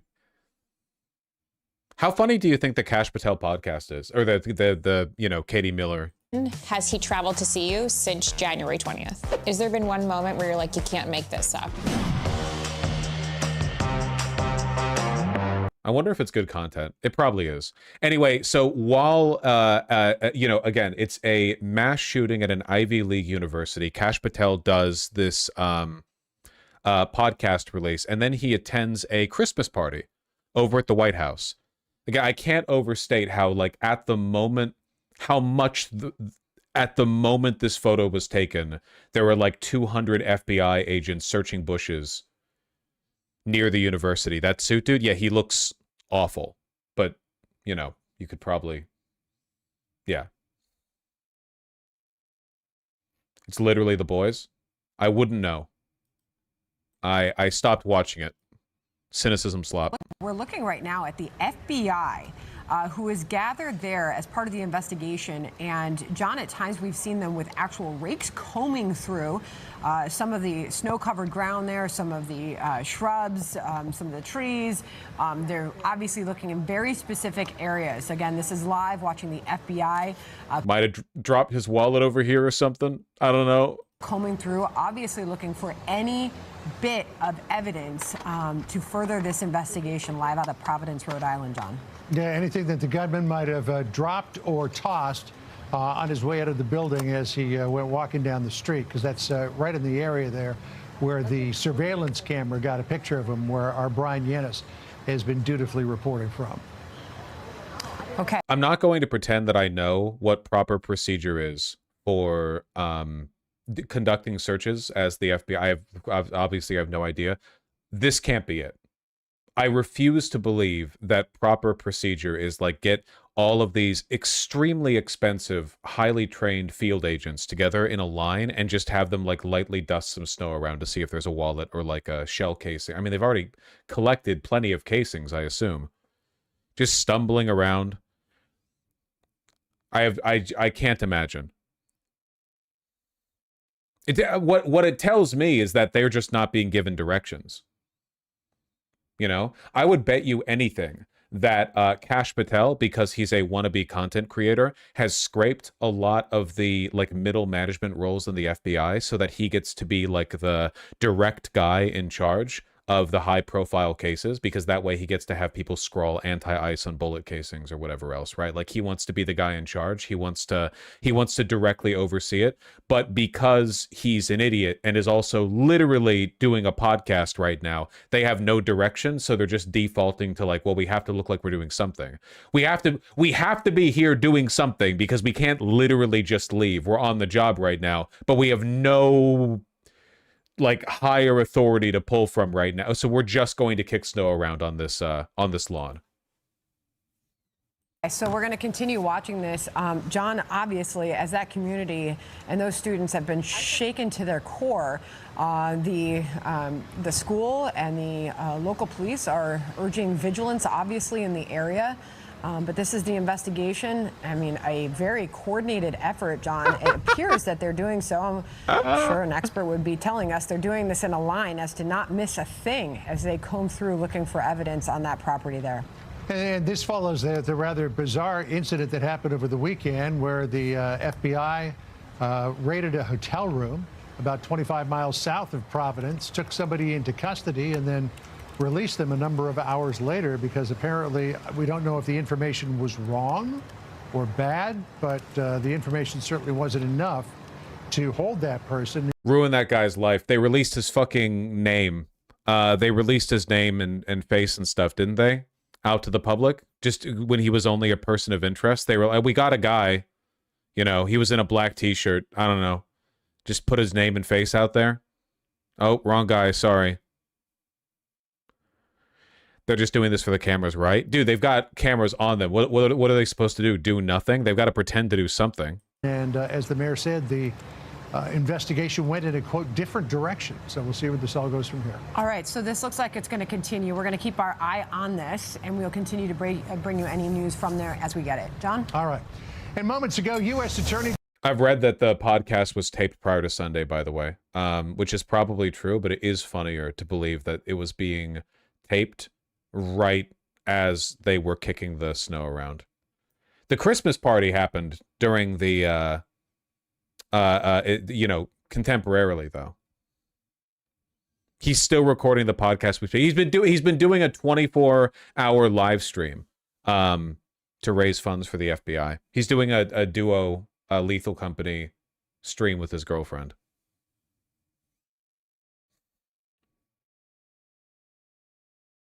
FBI subathon.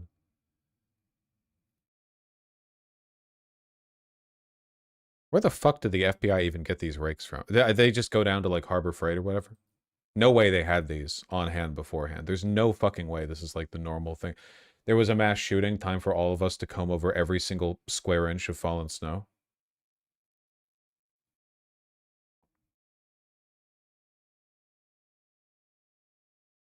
Can you guys level with me for a second? Is his girlfriend a Mossad agent? Is she?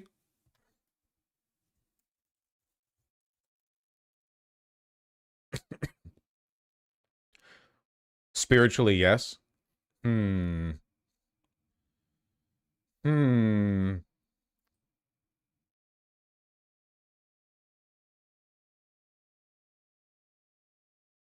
For appearing on a podcast with his girlfriend while the manhunt for the Brown University mass shooting suspect continues. We are so excited to be joined by Kash and his beautiful girlfriend, Alexis. So I just want to clarify, you're not Jewish. Okay. Stupid. I saw it in a dream that she is. That's enough for me. He's not even married? Nah, he's not exactly a family man. Who knows? Maybe the shooter will get away. Crazy intro, lol. It is an insane intro, right? So you think about it, Katie Miller podcast, you have the director of the FBI and his girlfriend on, already insane, but the first group of people that you want to appeal to, the first group of people who are like in the know that you want to acknowledge are the like far right conspiracists who think that he's beholden to an Israeli agent. Like, she's aware of the fact, who's going to be watching this? Well, demographic number one is like neo-Nazis, because it's only people on the right who are watching the Katie Miller podcast. So you're sub-selecting for the ones there who are in the conspiracy shit. Like, that's the first thing he thinks to ask, or she thinks to ask. That's the first thing that matters. It's been a pretty rapid shift, but I guess we are now at the point where basically everyone on the right acknowledges the fact that neo-Nazis make up like 30% of their electorate.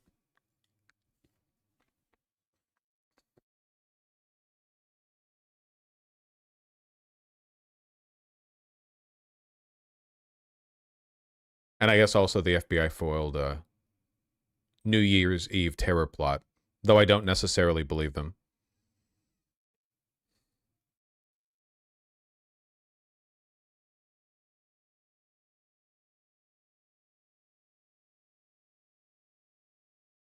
Did they arrest anyone for that? For this? I believe so. Yeah. Audrey Carroll, Zachary Page, Dante Gaffield, and Tina Lay face charges involving conspiracy and possession of unregistered destructive device. The FBI does lie a lot, though, and so does Pam Bondi, so maybe it's totally fake. Who knows?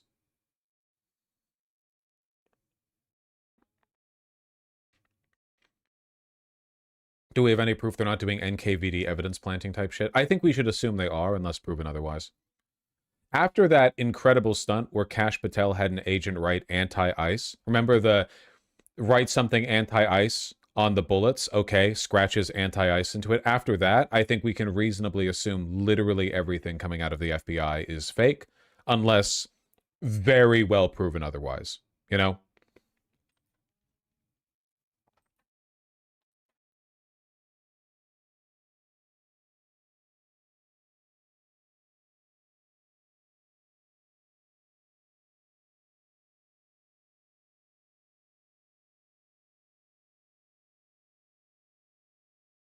You remember Cash not wanting to get out of the plane till he got a jacket? Oh, I remember, yeah.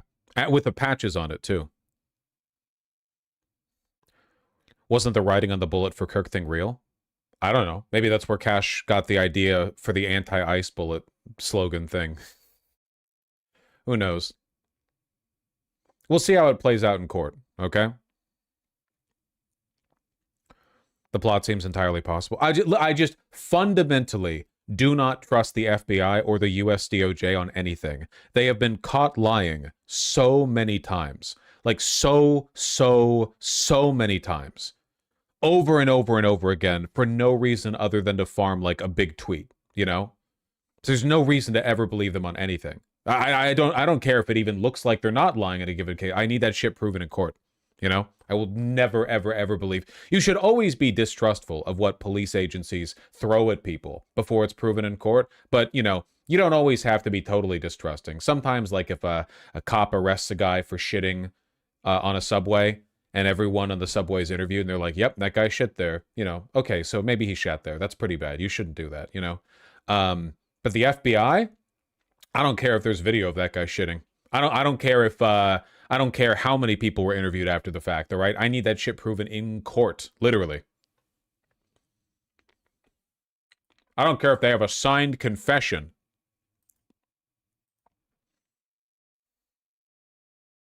Doesn't mean a damn thing to me.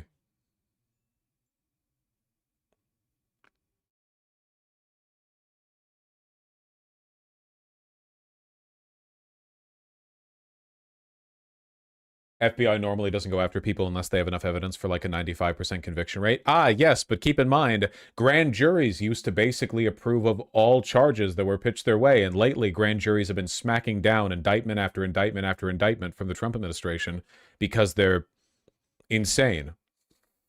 So we live in unprecedented times, basically. Authorities release new video of suspect in Brown University shooting. Oh, is this... Officials are hoping there are new leads in the urgent manhunt. Oh, I bet, yeah. I'm hoping I bet they're hoping that somebody else pitches them the work. You know, please, God, somebody have a tip. For a killer who is very much still on the loose. He killed 2 people in this building right behind me and has been on the run since Saturday afternoon. Police now have released new images of this person, the individual they believe to be connected to this shooting. You can see them right here. These are 3 pieces of new video. They're asking for the public's help here in this new video, which is clearer than the images we had seen. Officials are pointing to the fact that this individual they believe is about 5 feet 8 inches tall. They identify him, the FBI is calling him stocky. You can see the jacket there, 2-tone jacket, maybe a little bit of green, and clearly the man is masked. There also appears to be an identifiable gait in the way that he walks. Officials say he should be considered armed and dangerous.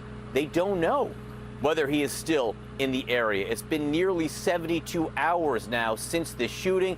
That's fucking wild. Again, in such a surveilled country, the idea that is this all we have? No wonder they want Palantir. FBI is offering a $50,000 reward in the case, and they are asking for both help and patience. It's painstaking work, and we are asking the public to be patient as we continue to run down every lead so we can get victims, survivors, and their families and all of Andrew you Tate? the answers you deserve. All right, this comes after police cleared and released another man who had been described as a person of interest in the case. That was a move that led to concern and confusion on campus and all around the city. With me now is CNN's Lee Waldman, who arrived on scene here Saturday night after the shooting. It has been all over the campus and city since. Bring us up. Journalistic malpractice for these seasoned reporters who have probably covered dozens or maybe even hundreds of active FBI manhunts to not point out that these guys look like they're just killing time while waiting for a civilian to provide a tip. To speed on these new developments in the investigation. Well, John, the images, the videos and pictures that were released at the news conference yesterday, these are significant because you have to remember the 2 videos released prior to that, they were blurry. We didn't see any kind of image of this person's face, but you can see it on the videos on your screen right now. You can see part of this man's face. It's covered by a mask here, but it was a distinctive video release because the AG says this could be the key here in pulling those threads to try and blow this case wide open. We asked him about it last night at this news conference, and he said the next 24 to 36 hours are very key in this investigation. They could blow this whole case wide open. You mentioned that it's been 72 hours, man. Well, we're looking at this. We have no idea who this person is, but and yesterday where this news about how they are handling this after this initial person of interest was cleared and released. Law enforcement had to get back to work. You're seeing what they've been doing here in this neighborhood, going through neighborhoods, going into yards, walking down the streets, knocking on doors. This was yesterday, right? 2 full days after the shooting, which tells you where they are. Listen. We have known since Saturday that the potential suspect walked down Waterman Street. It was in the first video. Why would you be now looking in the bushes for something on Waterman Street 2 days later? This is embarrassing shit to say and wash. Yeah. You know where I see this in kind it's like an area of this institutional decay that doesn't get as much attention, or people don't pay as much attention to like how it gets discussed.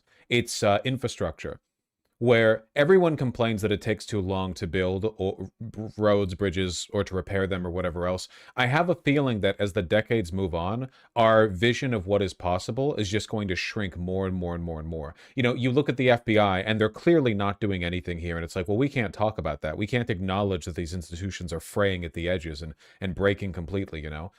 We are going to live to see bridges fall apart and no one rebuild them. You know, we're going to see like bridges big and small, sometimes because of like natural disasters, sometimes just because they weren't maintained at all or whatever. They're going to collapse and people are going to talk about rebuilding it, and it's just not going to happen. And I have a feeling that when we reach that point, the news is not going to ask, what the fuck happened? Why is it we used to be able to do this? That's already happening. Well, it's going to keep happening. So I just answered John the same question on how investigations, they turn and lead you in a different direction.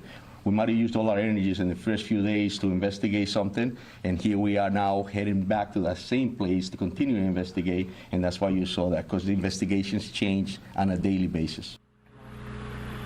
All right, with us now, CNN senior national security analyst Juliet Kayan, former assistant secretary for the Department of Homeland Security. And one new bit of information, Juliet, which really tees up the question about where we are.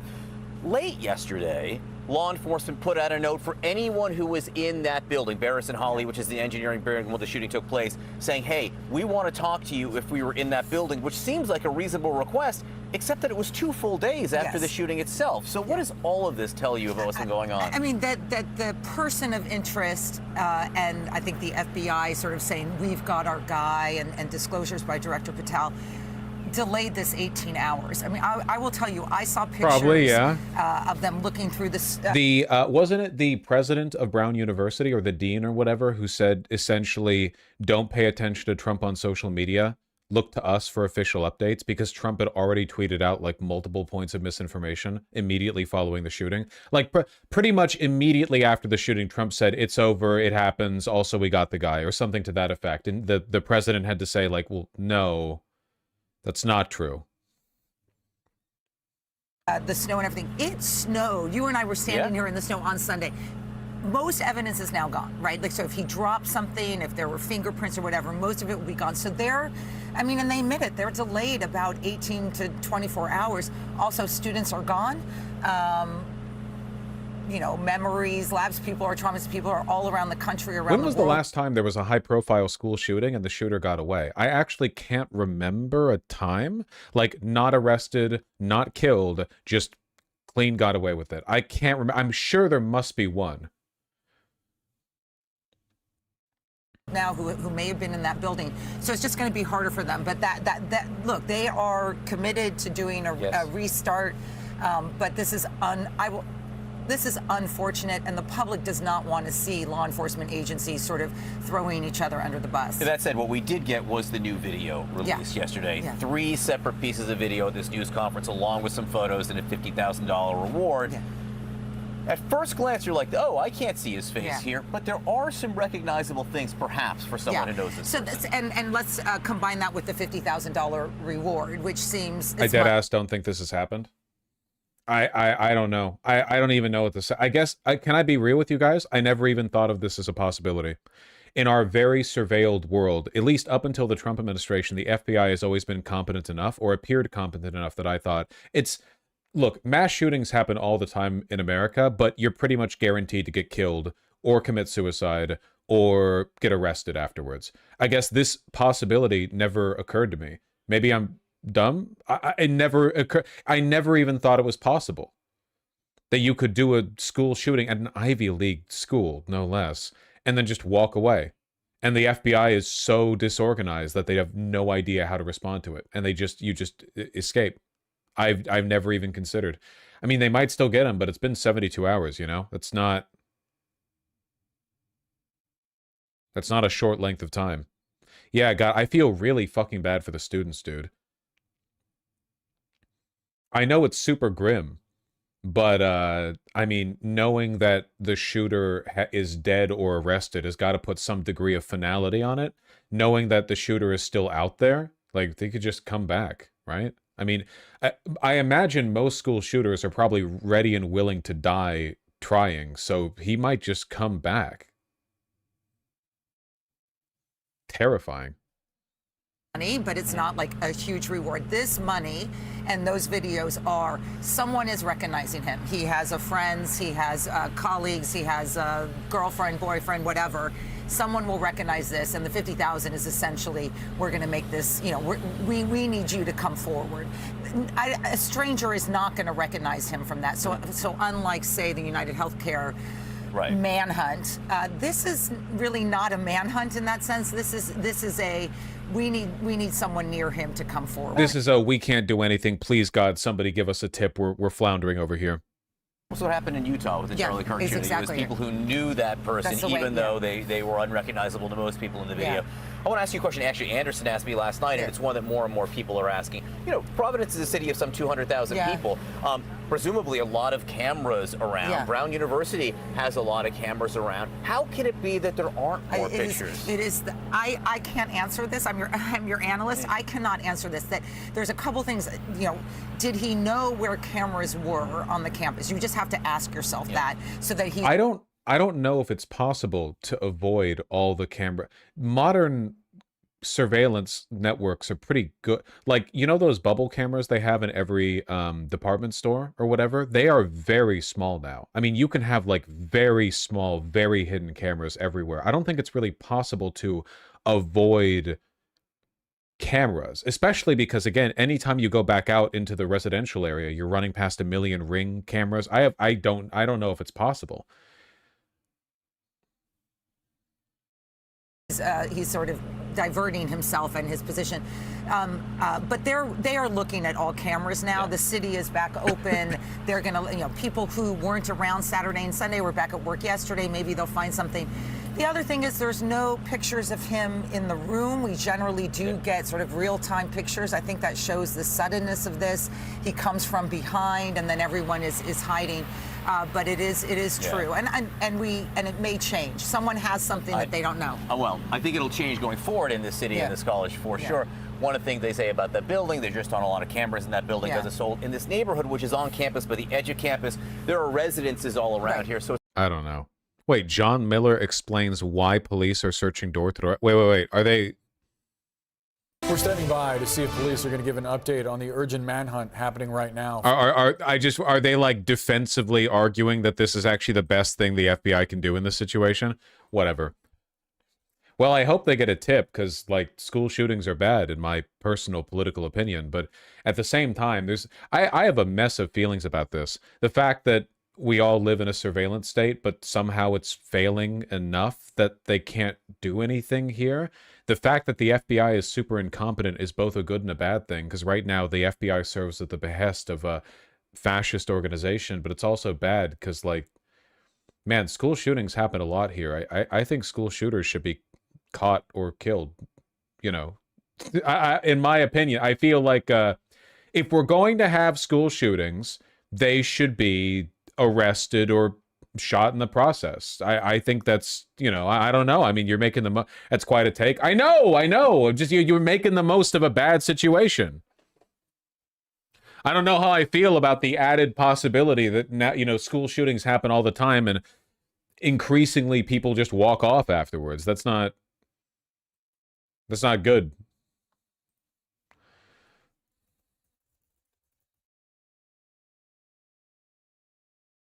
Well, sheesh.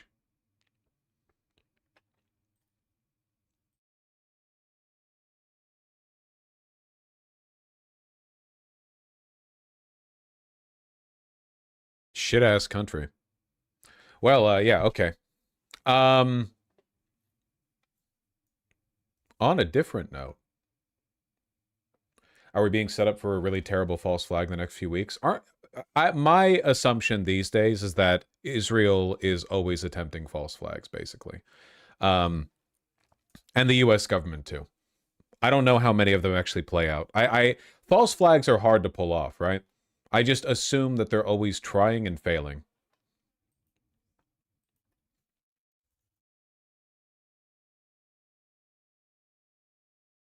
Hold on. Let me find it. You know exactly what I'm going to talk about with regards to Trump.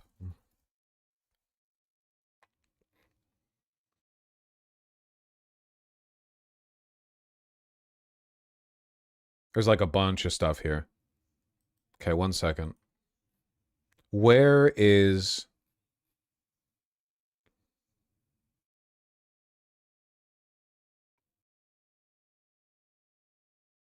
Where is him reacting?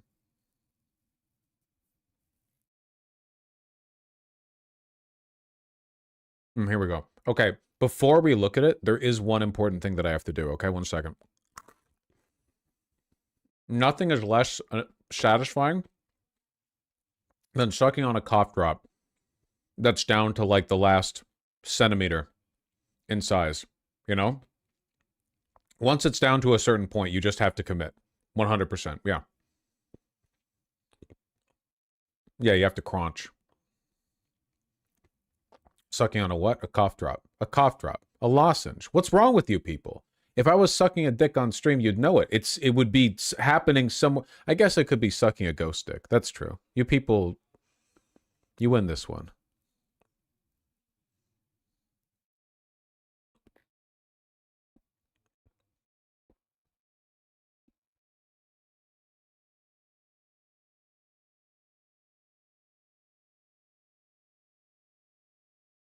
Again, I'm late on this one because I had the audacity to not stream yesterday, and I'm so sorry for that. However, I do think there's some good news to this one. This is the pitch, okay? This is the argument I'm making. This is the I guess the title. Trump's perceived invulnerability is starting to fall apart. I've said for a while that MAGA is dead, and I still mean that, but I think that this is what the evidence for that looks like, where for a long time now, Trump has gotten away with doing whatever he wants, right? He's untouchable. He can say or do anything, and it just rolls off of him like water on wax paper, you know? But the response to this Truth Social post and everything that's happened after it, I think, proves that that is a like limited currency that he is burning through here. You know, you've all seen it, but I'll read it anyway. So Rob Reiner, a very, very famous, Hollywood actor. Wait, not actor, right? No, director. Reiner? Is it Reiner? Okay, gotcha. Do the accent. I'm not going to do the accent for this one. Thank you for correcting. I'm not going actor and director. Holy shit, guy was talented. Thank you. I had actor in my head. Yeah, I'm not going to pretend that I'm an expert in the guy's filmography. Jesus, Fosh. Well, hold on. Give me a second here. And anti-smoking advocate. Well, there you go. Smoking is pretty gross. How do you not know who Rob Reiner is? I do know who Rob Reiner is. I just typically read. I mispronounce stuff all the time. You guys are so mean to me. What the fuck? You guys are so mean to me. Anyway, it's not about me. And it's not about your deranged hatred towards me. It's actually, according to Trump, about Reiner's deranged hatred towards him. A very sad thing happened last night in Hollywood. Rob Reiner, a tortured and struggling, but once very talented movie director and comedy star, has passed away together with his wife, Michelle, reportedly due to the anger he caused others through his massive, unyielding, and incurable affliction with a mind-crippling disease known as Trump derangement syndrome, sometimes referred to as TDS. He was known to have driven people crazy by his raging obsession of President Donald J. Trump, with his obvious paranoia reaching new heights as the Trump administration surpassed all goals and expectations of greatness. And with the great age of America upon us, perhaps like never before. May Rob and Michelle rest in peace. So obviously, he was not, in fact, killed because of Trump derangement syndrome. His very mentally ill son, correct, murdered him and his wife. Very not well in the head, right? So this is insane. And it's led to actual blowback, even within the MAGA movement, which I have never seen before. I have never seen like a casually narcissistic statement from Trump get this kind of response. So what actually happened here, obviously, right, is his mentally ill son killed him and his wife, right? And Trump's bit here is because he doesn't like Rob Reiner, and Trump is a narcissist, you know. Trump thinks, well, okay, wouldn't it be funny if he was actually killed by Trump derangement syndrome? I don't know if Trump intended this, because he's not very bright, and he's also kind of like mentally, you know, he's definitely past senility on this, right? But he's essentially implying that the mentally ill son is a fan of his. He's arguing that the murderer is a supporter of his. Like, that's not subtext. He was killed reportedly due to the anger he caused others through Trump derangement syndrome. So the sentiment here isn't that TDS killed Rob Reiner. It was that he was so annoying about Trump that it inspired his son to kill him, and he's gloating over that. So it's not just gloating over the death of a beloved actor / director, thank you, chat, you know, someone that he doesn't like. It's like the sentiment here is that he's taking ownership over it ideologically. You know, if you're anti-me, you'll get murdered, and you'll deserve it. It'll be like a laughing matter, basically. Insane? Like, actually fucking crazy? I can't believe it. I genuinely can't believe he said this. And I know they say, oh, wow, you're surprised by how Trump is deranged. Sometimes, yes. Sometimes, yes. You can actually, it is possible. You need to have like a rough estimate of where people are. I'm inferring a couple of things here, okay? The main one is that right now Trump is in a really bad mood every fucking day. Because every day the news looks really bad for him. His popularity is plummeting, right? Approval rating plummeting. On every level, his administration has been a failure. There aren't even any like positives to point to.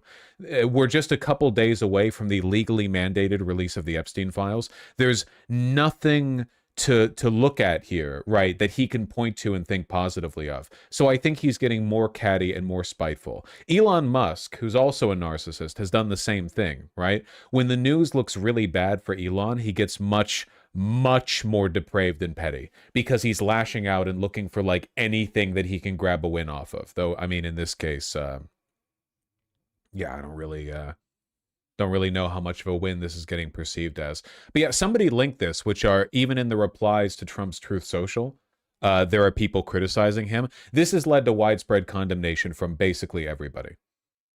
Obviously not his own cabinet, because they're his cabinet, but a bunch of Republicans have been like, you know, have been like clenching their teeth over this. It's gotten really bad responses from everyone. Total like dud on landing. Partly, I think, because Rob Reiner's a beloved American. I was going to say American hero. You can say that if you want.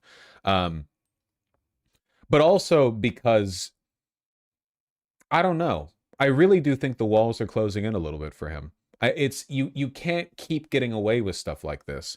An oomph of mine questioned on Twitter how Trump is able to get away with stuff like this time and time again. Like, how is he able to say stuff like this? Nobody in the far right in Europe could get away with this. And I think that's true, actually. I don't think Farage, I don't think that any of the AfD leaders or Meloni or anyone in the far right in Europe could get away with the kind of like malicious, open maniacal, like megalomaniacal hatred for all life, like the misanthropy that Trump demonstrates day in and day out, you know?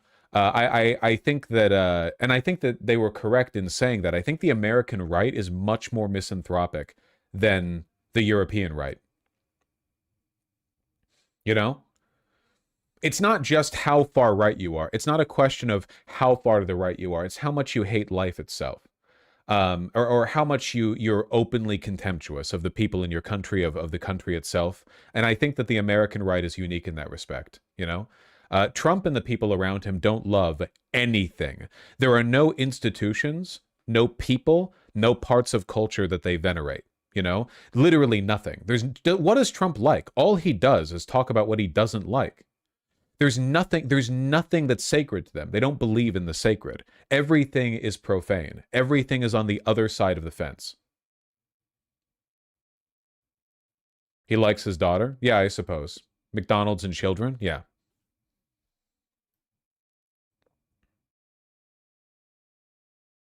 You know what I'm talking about, right? I think it's pretty common. Like, there are lots of far-right people that I've seen, that I've interacted with online, known in person, whatever. Many of them still believe in the sacred, right? They might lie a lot, but there are things they value. They're not totally divorced. Trump is.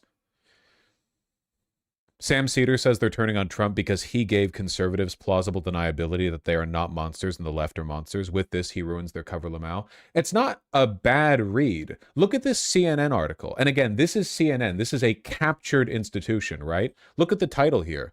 Trump's ugly Rob Reiner post undercuts the GOP's post-Charlie Kirk claim to civility. That's actually a pretty... So, for one, it's idiotic to believe that the right had any post-Charlie Kirk claim to civility. But also, that's a fairly biting title, in my opinion, for CNN. Like, relative to CNN, that's a pretty biting title. You know what I mean? It's not just condemning Trump. It's saying, like, why the fuck should we care about your claims to civility now? You know, like seriously, what's the point of even pantomiming it if this is the kind of shit you're going to say, right? Look at Trump. By the way, this clip of Trump, it's him doubling down. On your time, CNN. I know it's a video file. It's really, oh boy. No, that's fine. I'll wait. That's cool. I'll fill the void. That President Trump has already come under criticism for what he has said on his Truth Social platform about Rob Reiner. He accused him of having Trump derangement syndrome. He said he was known to have driven people crazy by his raging obsession with Donald Trump. He called him tortured and struggling, but once very talented. This is what he had to say, of course, upon learning that Rob Reiner and his wife Michelle had passed away. And show the response. Trump then, just a few moments ago, had this to say in a Q&A with reporters. Let's take a look. Well, I wasn't a fan of his at all. He was a deranged person as far as Trump is concerned. He said he knew it was false. In fact, it's the exact opposite, that I was a friend of Russia, controlled by Russia. You know, it was the Russia hoax. He was one of the people behind it. I think he hurt himself in career-wise. He became like a deranged person, Trump derangement syndrome. So I was not a fan of Rob Reiner at all in any way, shape, or form. I thought he was very bad for our country. Even in like historical patronage regimes where the only thing that matters is your proximity to and loyalty to the people in power, right? Where it's all just about how much can you suck up to the king or whatever. This would be considered, I mean, egregious. You know, like he's incapable of backpedaling on anything because nobody ever makes him, right? This is fully the fault of our media. Nobody ever puts him in a position where he has to account for or walk back on the stuff that he said.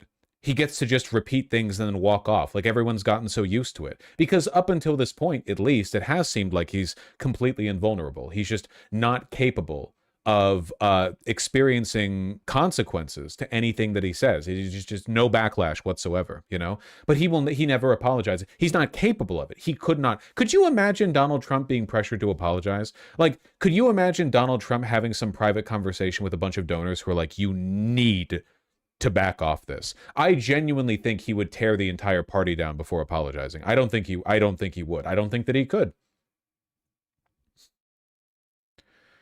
He's not capable of it. He came close in J6 kinda, but he didn't, is the thing. Even after orchestrating a violent insurrection attempt of the United States government and being forced to back down by the Pentagon and his contemporaries in Congress, he still didn't apologize. He pretended that he downplayed what happened, and he took a step back, but he didn't really like walk back anything that he did or that he said. Isn't that a key symptom of narcissism? I generally don't believe in armchair psychology, but like he's not like reading an open book. He's like reading a teleprompter. Yeah, he's a narcissist. He always has been. That's pretty inarguable. Trump has only succeeded because he never apologizes and he never backpedals. He never walks. But yeah, it's disgusting. The media's put him in a position where he's able to do this for so long. But Rob Reiner's a beloved figure, right? People are responding really, really negatively to this. It's funny also because right now Trump is underwater, right? I mean, he's sinking. And the only chance the Republicans have of doing well in 2026 is some kind of big pivot. And he can't do it. Remember, he tried for a little bit after Mamdani won to shift into like an affordability thing where he was like, we've always been the party of affordability. The Democrats are just riding our coattails. And then a week later, he said, actually, affordability is a Democrat hoax. He didn't keep that up at all. He just dropped it like that. He didn't care to, Until Mike Johnson pivots, nothing will happen. Mike Johnson will never pivot because his one and only job is making sure that Republicans in the House are subservient to Trump. That is it. That is the only. He will never break with that. Mr. Speaker, did you see you condemn Trump's post about Rob? What are your thoughts about what President Trump said about Rob Reiner at his press conference today? I don't do ongoing commentary about everything that's said by everybody in government every day. We are trying to bring down healthcare costs for the American people. They're very important votes, very important issues, and that's what we're focused on. I gave commentary this morning, and you all heard it. He will never back off this. What a weasel. Yeah, that's literally his job. Keep in mind, though, his bit here is making him increasingly unpopular with Republicans in Congress. He has essentially turned the Congress into the House into a rubber stamp for Trump. All of the Republicans underneath him face severe pressure to go along with anything that Trump wants, like no matter what. And right now, Trump is a sinking ship. MAGA is a sinking ship. Like the whole fucking barge is getting submerged. A lot of these rats won off. And they're aware of the fact that like they have the potential to have a political career much longer than Trump's. At some point, people are going to break with Mike Johnson, and then once they do, all of them are going to. It's going to be just like the Epstein files, exactly like the Epstein files, where no Republican or almost no Republican was willing to vote on the discharge petition, and then once that was put through, all of them voted in favor of releasing the Epstein files. Wow, even Christopher Rufo was condemning the comment. That's fucking funny. Trump's Rob Reiner tweet was awful, but this tick is baked into his personality and no amount of media outrage will change it. So since he's a Republican strategist, his position on this is basically Trump's inability to back off is a liability for us, but there's nothing we can do about it, so we just need to deal with it. We know that Trump is like an uncontrollable raging bull who we just need to hitch our ride to and hope that it pulls us in the right direction. We have no hope of changing his behavior in any way, shape, or form, so we just need to ride with it. Yeah, this is my conservatism. This is my America First conservatism.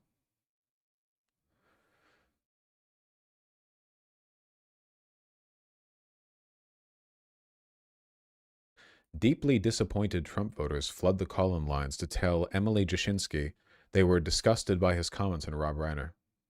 Jill in Indiana, you're on the Megyn Kelly wrap-up show. What's on your mind this afternoon? Hi, just sort of glomming on here, but it matters to me what Donald Trump said, and I'm deeply disappointed. If we value human life as Christians, and Americans, then it's indefensible to sort of gloat like right after someone dies like that, just for having a difference of opinion. I'm very disappointed in President Trump. I voted for him 3 times.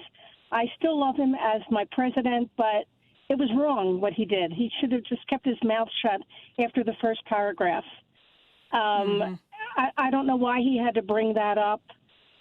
It was a tragedy, and I didn't like Rob Reiner as a person.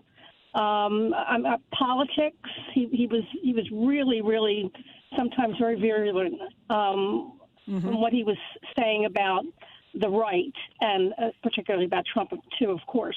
However, I mean, it really hurts me to the core what happened to him. And I think as a human being, anyone has to be just sad about what happened and not bring politics into it. And Trump... Serfs like this shouldn't have a voice. Oh, it's very frustrating, their hypocrisy, their inability to reflect on what they believe means, the ramifications and everything. That being said, it is important to get a window into it, A lot of these people live day to day, like willfully ignorant of the fact that every single institution of art and prestige that they care about despises them, Like, if you've grown up watching television shows, movies, if you like music, the people whose art you like, they hate you. Overwhelmingly, these people hate Trump. There's no, like, that's not, I what do you have for music? I don't know, you, 3 Doors Down or whatever, Kid Rock, Nicki Minaj, the AI program that generated We Are Charlie Kirk. You are not getting much. Ted Nugent, You're not getting much in these fields, okay? These people, like, day to day, they consume their TV, whatever they prefer, and they just have to tell themselves, like, okay, maybe some of these people hate Trump. All of them do. Basically, all of them do. And I think that, it's why they're being hypocritical here, They have multiple loves. They have to maintain this distance in their head. In order to get through their day. I really do not think most conservatives could intellectually or emotionally process the fact that they're reviled by so many people who they respect. Like, and this is a conservative specific thing, because if you tell a liberal artist, hey, for your liberal views, you are hated by the, filthy, unwashed conservative masses, they'll be like, great. That's great. Yeah, I'm sorry. Am I hated by conservative artists? Which ones? Kid Rock. Okay. Yeah, great. A lot of interesting stuff happening there. I'll keep that in mind, The reverse is not the case, Just doesn't know when to stop. I would just like to say that we have a God-fearing president, and he talks about the power of you can prayer and praying unban for victims and on and on and on. So let's act like that. President Trump, I voted for you. This is the most sacred season of the year. Turn the other cheek like Christ would. I will tell you that I've been a Republican my entire life. I voted for Trump twice. I don't consider myself a MAGA Republican, but I do consider myself a conservative. And I think this comment that he made, this post, reminds me a little bit of when Walter Cronkite made an announcement talking about the Vietnam War to the American people, saying and Lyndon Johnson said, if I've lost Walter, I've lost the country. I really think that Trump's comment has just officially put that nail in the coffin. I just got to say, I mean, we're not conducting a scientific poll here on the Megyn Kelly Wrap-Up Show, but the callers today, our phone lines have genuinely not lit up like this before. The same thing happened to Elon in a way. Elon never had Trump's total invulnerability, but there was a window of time where Elon got away with a lot more, I think, mostly like in the very beginning of Trump's second term.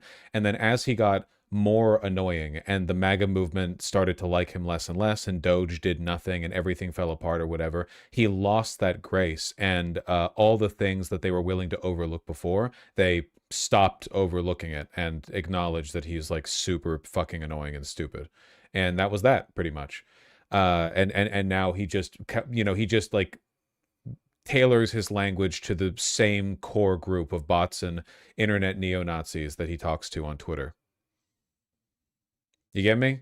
This is going to keep happening with Trump. He's going to, as he faces more and more pressure from the party, there are literally like tens of billions of dollars on the line in terms just of like donor contributions and immediate benefits from affiliating with the administration. There are tons and tons of people who are going to be like, Trump, if we don't want to get blown out in 2026, you need to stop. And he's going to face more pressure, and he's going to get more and more angry. He's going to get more and more entitled and defensive, and he's going to say more fucked up shit like this.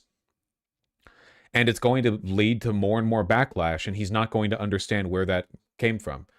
He's going to act like the victim the entire way, I promise you. As he's going to threaten to sue every news network that covers him negatively, as he's always done. He's going to take it out on everyone around him. He's going to offer people like sacrificial lambs, and none of it will work.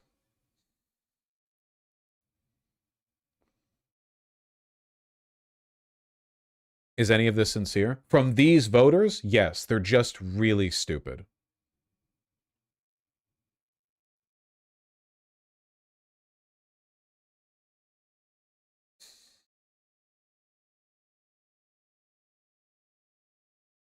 Similar things happened with Hitler early on as leader of the NSDAP. Well, obviously, Hitler was able to shore up his rhetorical strategy by taking over the entire German state. Trump so far has failed in doing this. He does not have the mandate necessary to do so. Either way, Trump really crossed a line here. I think he's a little bit bewildered by the response he's been getting.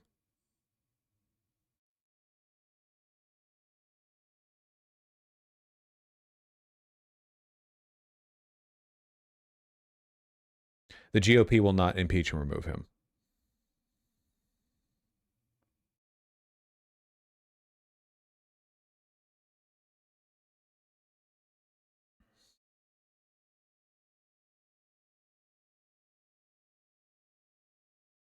Yeah, guess we'll see.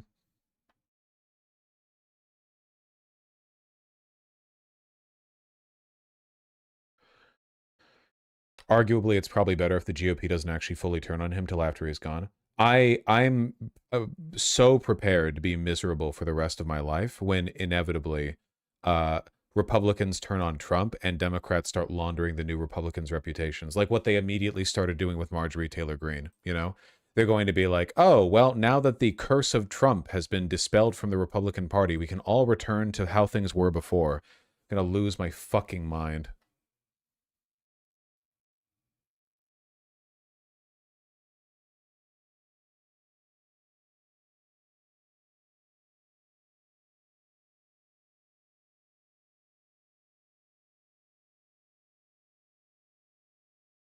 They did that with Liz Cheney, too. Yeah, I mean, they do it all the time. They did it with Bush. They did it with Bush. They did it with Bush, McCain, and Romney, all because they weren't MAGA Republicans. I mean, it feels like media's tried to do it, but I haven't really seen any Dems bite. Oh, they will. They will. Maybe not with Marjorie Taylor Greene specifically, but with Republicans once they, like, buck Trump. Absolutely, 100%.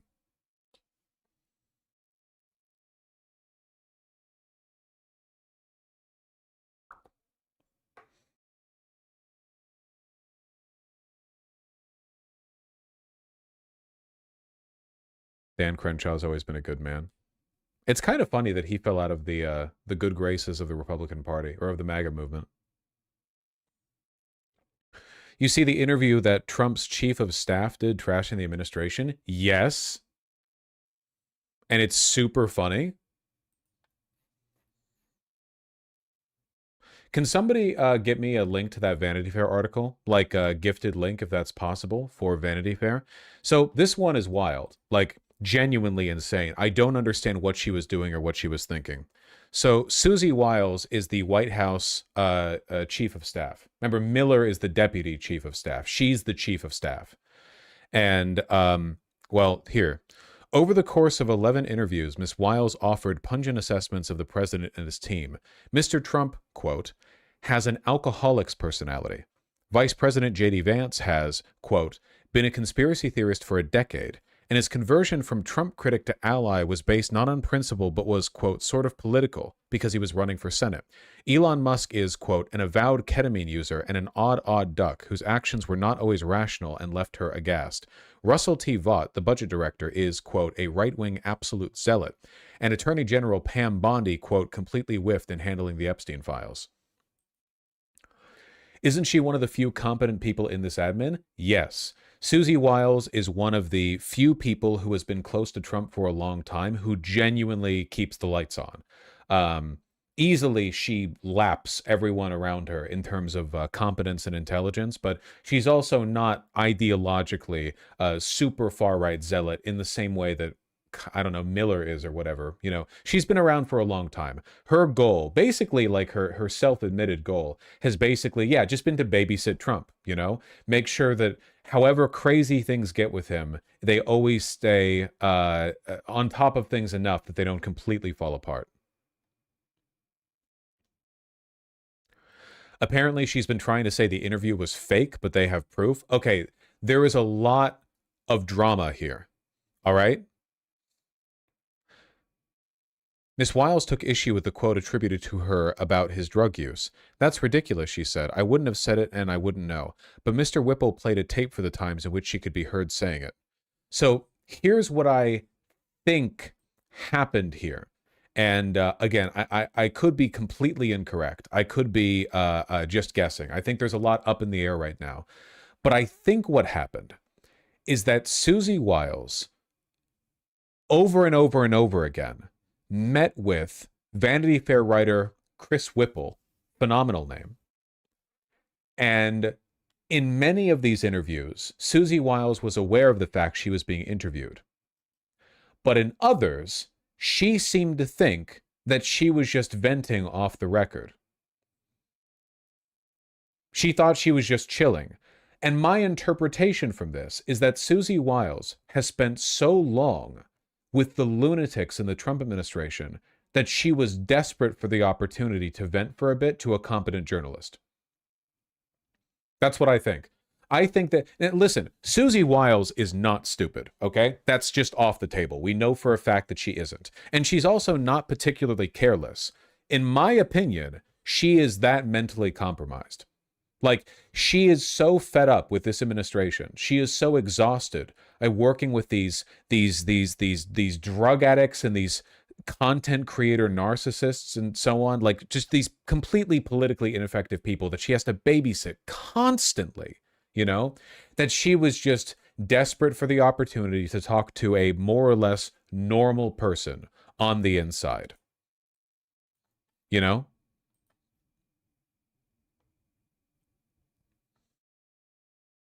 To talk to an adult. Yeah, she needed a therapist, basically. There's Wiles with the big hair. Do you think this could get her fired? I genuinely do not think the Trump administration could function without Susie Wiles. I don't. I don't think so. I think that she does so much work on the back end. That being said, they might still fire her. I mean, they could. But does the Trump admin know that? I do not know. Susie Wiles, J.D. Vance, and the Junkyard Dogs, the White House Chief of Staff on Trump's second term. Throughout the first year of Trump's second administration, Vanity Fair writer Chris Whipple has interviewed Wiles amid each moment of crisis. So this isn't just one interview. This is 11 of them together. And it seems like she didn't know all of them were on the record. This insider's account joins a portfolio of portraits for an unflinching up-close look at power and peril. I do not think this has happened yet in this administration. The first Trump term was like riddled with people who left the administration and then blabbed to journalists, and you got like an inside look. Right now, the only inside look we get is from leaks, you know? The actual like, you know, administrative fortress hasn't really cracked. Up until now, at least. Though now, Susie Wiles is like adamantly denying a bunch of the stuff that she said. She's saying this is like a hoax, this was faked. And I think this is just her panicked response because she realized like, oh, fuck. I was the first one to break.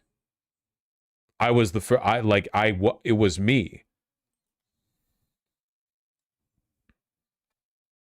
I cannot tell you how many conspiracy theories I've heard about how this interview got published, whether it was the idea that she thought she was talking off the record, whether it was the idea that she was sitting for some kind of other interview that wasn't going to be published immediately, that it has something to do with the 2028 campaign, because Susie Wiles is a calculated and political figure. Everything she does has meaning. She is not somebody who seeks the limelight. She doesn't get out there in the press and do constant interviews. So the fact that she did this to so many people who are close to President Trump say that it must mean something. Now, of course, again, Wiles has said that that's not the case, that it was just taken out of context. There was an omission in much of what she said. But again, this has caused quite a stir here at the White House. Yeah, no kidding. Probably a lot of infighting, too. I mean, I imagine that people there are furious with her, which, you know, understandably. This just in, a revealing new interview with really the most powerful person in President Trump's White House beyond him. Chief of Staff Susie Wiles commenting and going there on a wide range of topics, it seems, with Vanity Fair in a new series of interviews, from the handling of the Epstein investigation to her assessment of the big names on Donald Trump's team. Let's get to CNN's Elena Treen, who is at the White House. There seems to be a lot in there, Elena. What is your big takeaway?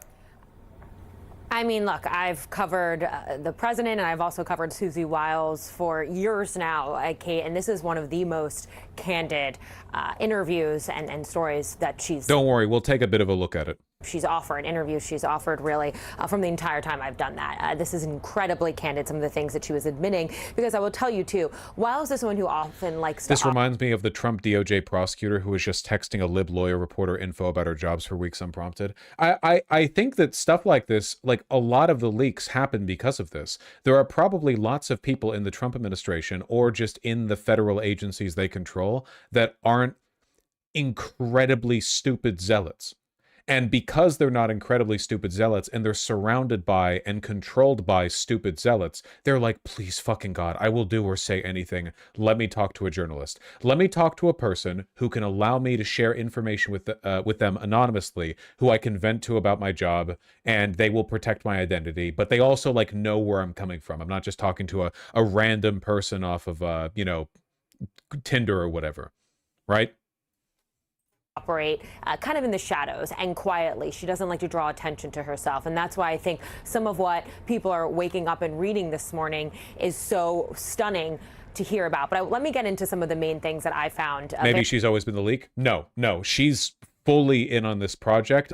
This is a fuck up. I guarantee you. She probably meant to share some like somewhat revealing but largely okay stuff with Vanity Fair. Like she intended to say, yeah, it's a zoo back here, but we're all trying our best. Haha. You know, maybe buff up her own reputation a little bit so if the administration goes underwater, she can still look like the one good person from it. Keep in mind, she has her own career to look after, right? You know, she's like, well, if Trump sinks this ship, let people know I did my best. We'll lay a breadcrumb trail through Vanity Fair. People will understand that I was one of the ones doing actual work. But she seems to have revealed too much.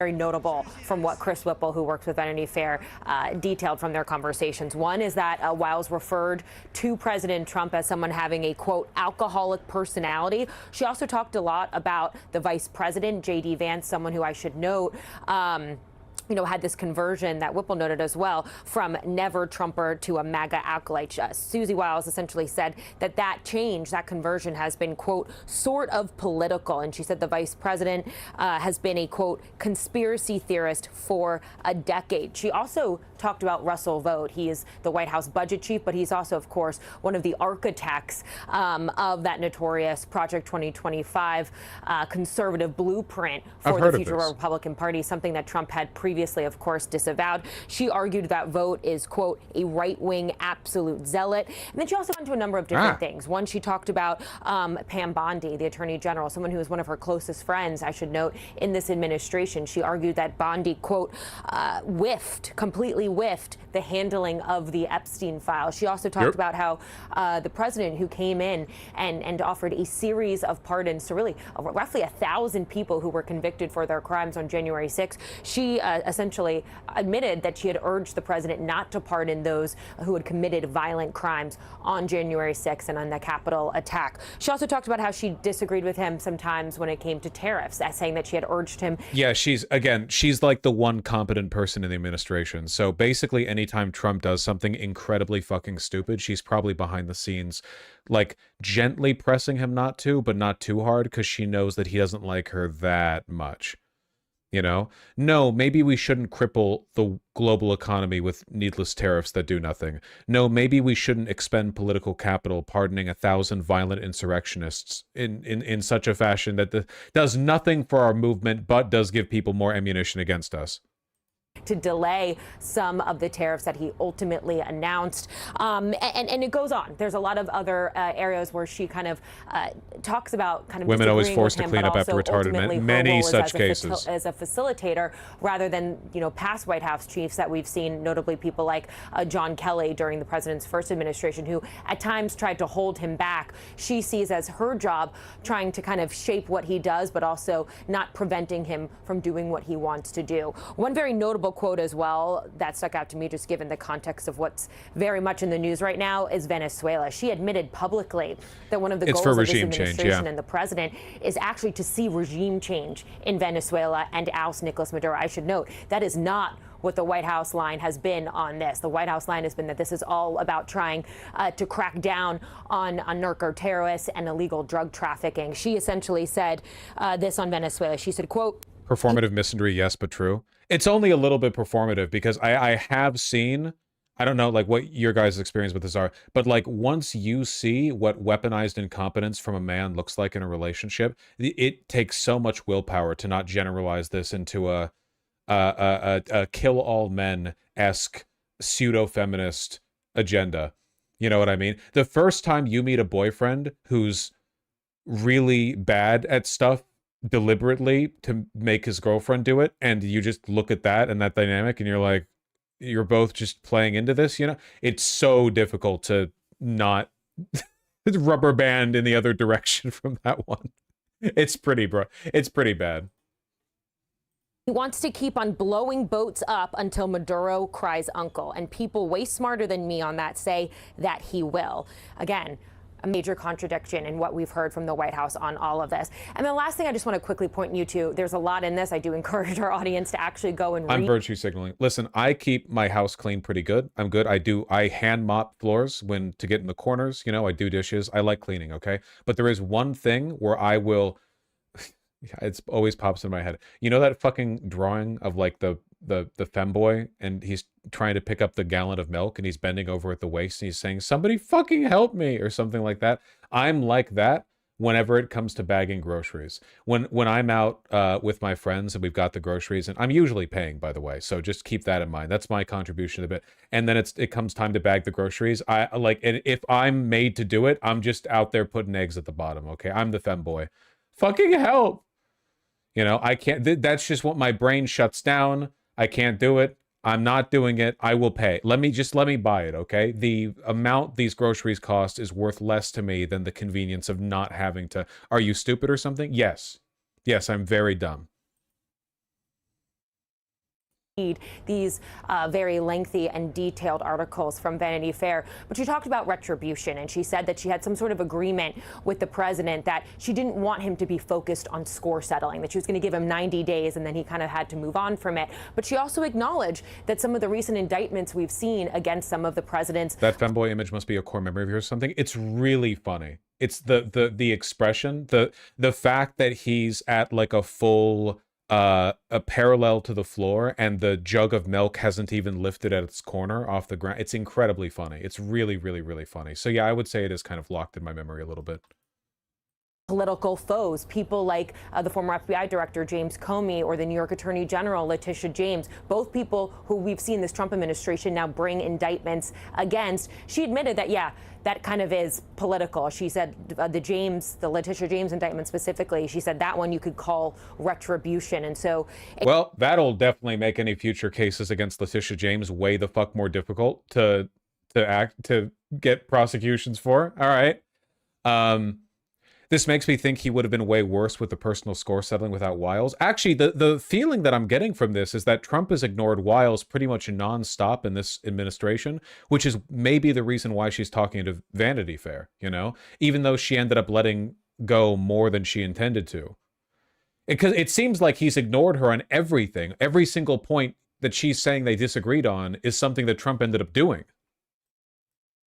Incredible stuff in here from Wiles, who, again, one of the most powerful people, if not the most powerful person in this White House, apart from Trump, being very, very candid in this interview, Kate. A lot more to come. Elena Treen, thank you so much. Important that you're hearing publicly, really for the first time, someone as high up as Susie Wiles saying that the point is to get Maduro out, not just stop drug trafficking from the nation. This is. Yeah, we all knew that already. The actual interview with her, or like the pieced together bits of the interviews with her, are quite long. Oh man, I love the portraits. Here's Carolyn Levitt, the portraits from Christopher Anderson. Hold on, where's the? Yeah, here we go. Here's all them serving. They assume. I like Stephen Miller, who looks like he's trying to hover. Right here, he's sitting on the arm of the chair. J.D. Vance always looks funny.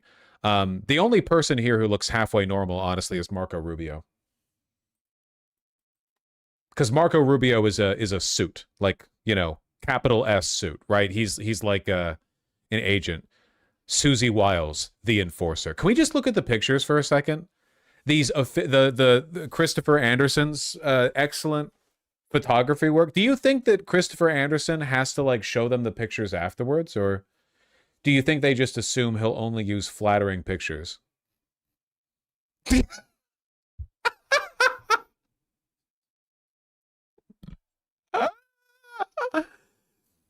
Man. New emote. This actually does look like a pretty good emote. I'm not going to lie. That's pretty good. What emotes do we have right now that signify disgust? This might replace them. Make it the weird champ. It is kind of weird champ-esque, you know? It is judgmental. Replace mine, the oof. It could replace oof. It is better than my oof. I need to get rid of a cucker. It's just not a good emote. Why can't we just have an additional emote? Because you don't want to have 17 emotes that all like vaguely imply the same thing. Shut up. We're not having this conversation right now.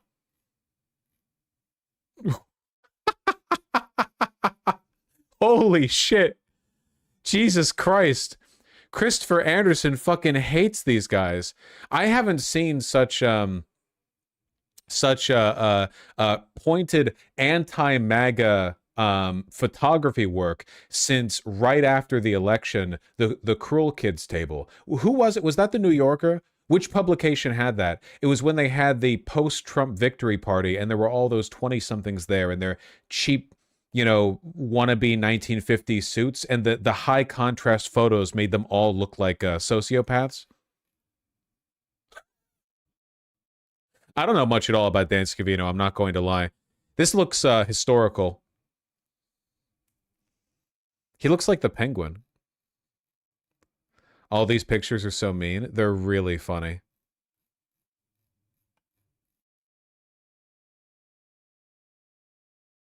He looks like Hoover. He does look a little bit like Hoover. He hates these guys.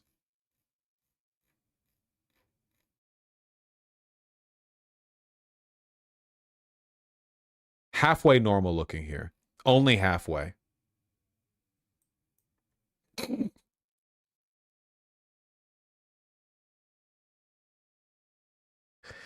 Carolyn Levitt. By the way, again, really important to remember, Carolyn Levitt, younger than me.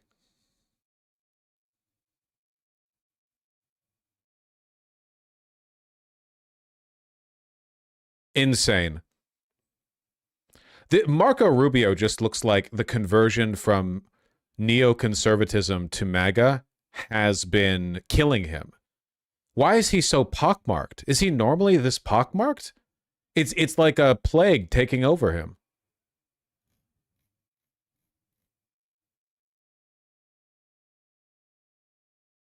You can literally see her lip filler injection points. It's fucked up, man. A Marine stand sentry. Got a bit of a stanky leg here.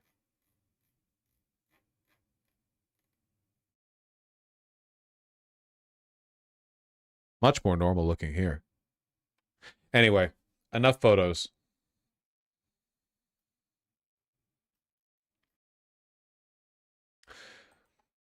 Part one of the Vanity Fair interview,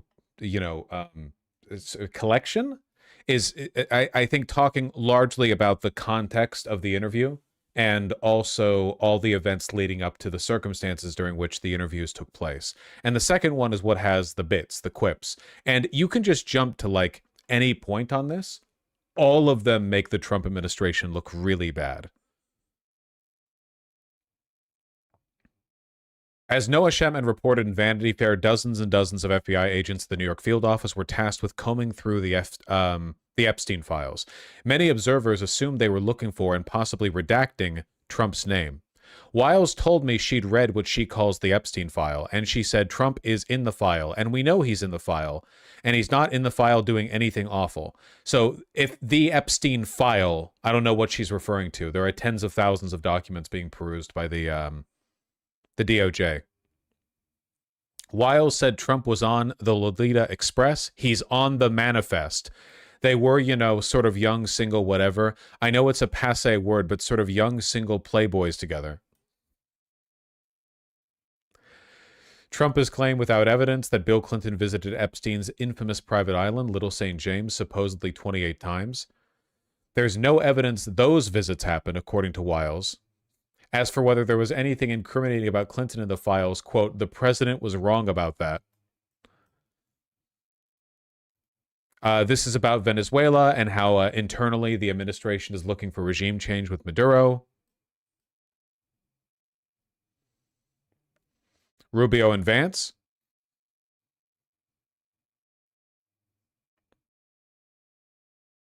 The average tenure for a modern White House chief of staff is 1.5 years. Oof.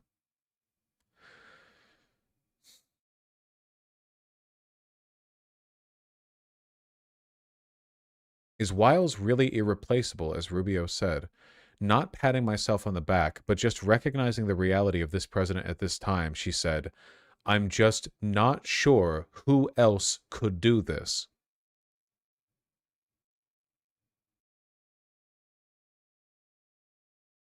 I wonder if there's going to be blowback. Like real blowback, I mean, from this. Trump might just ignore it. Actually, there's a non-zero chance that Trump never really, finds out how bad it is. Remember how when the Supreme Court ruled against him, Miller just protected him from the information? He might actually just not find out,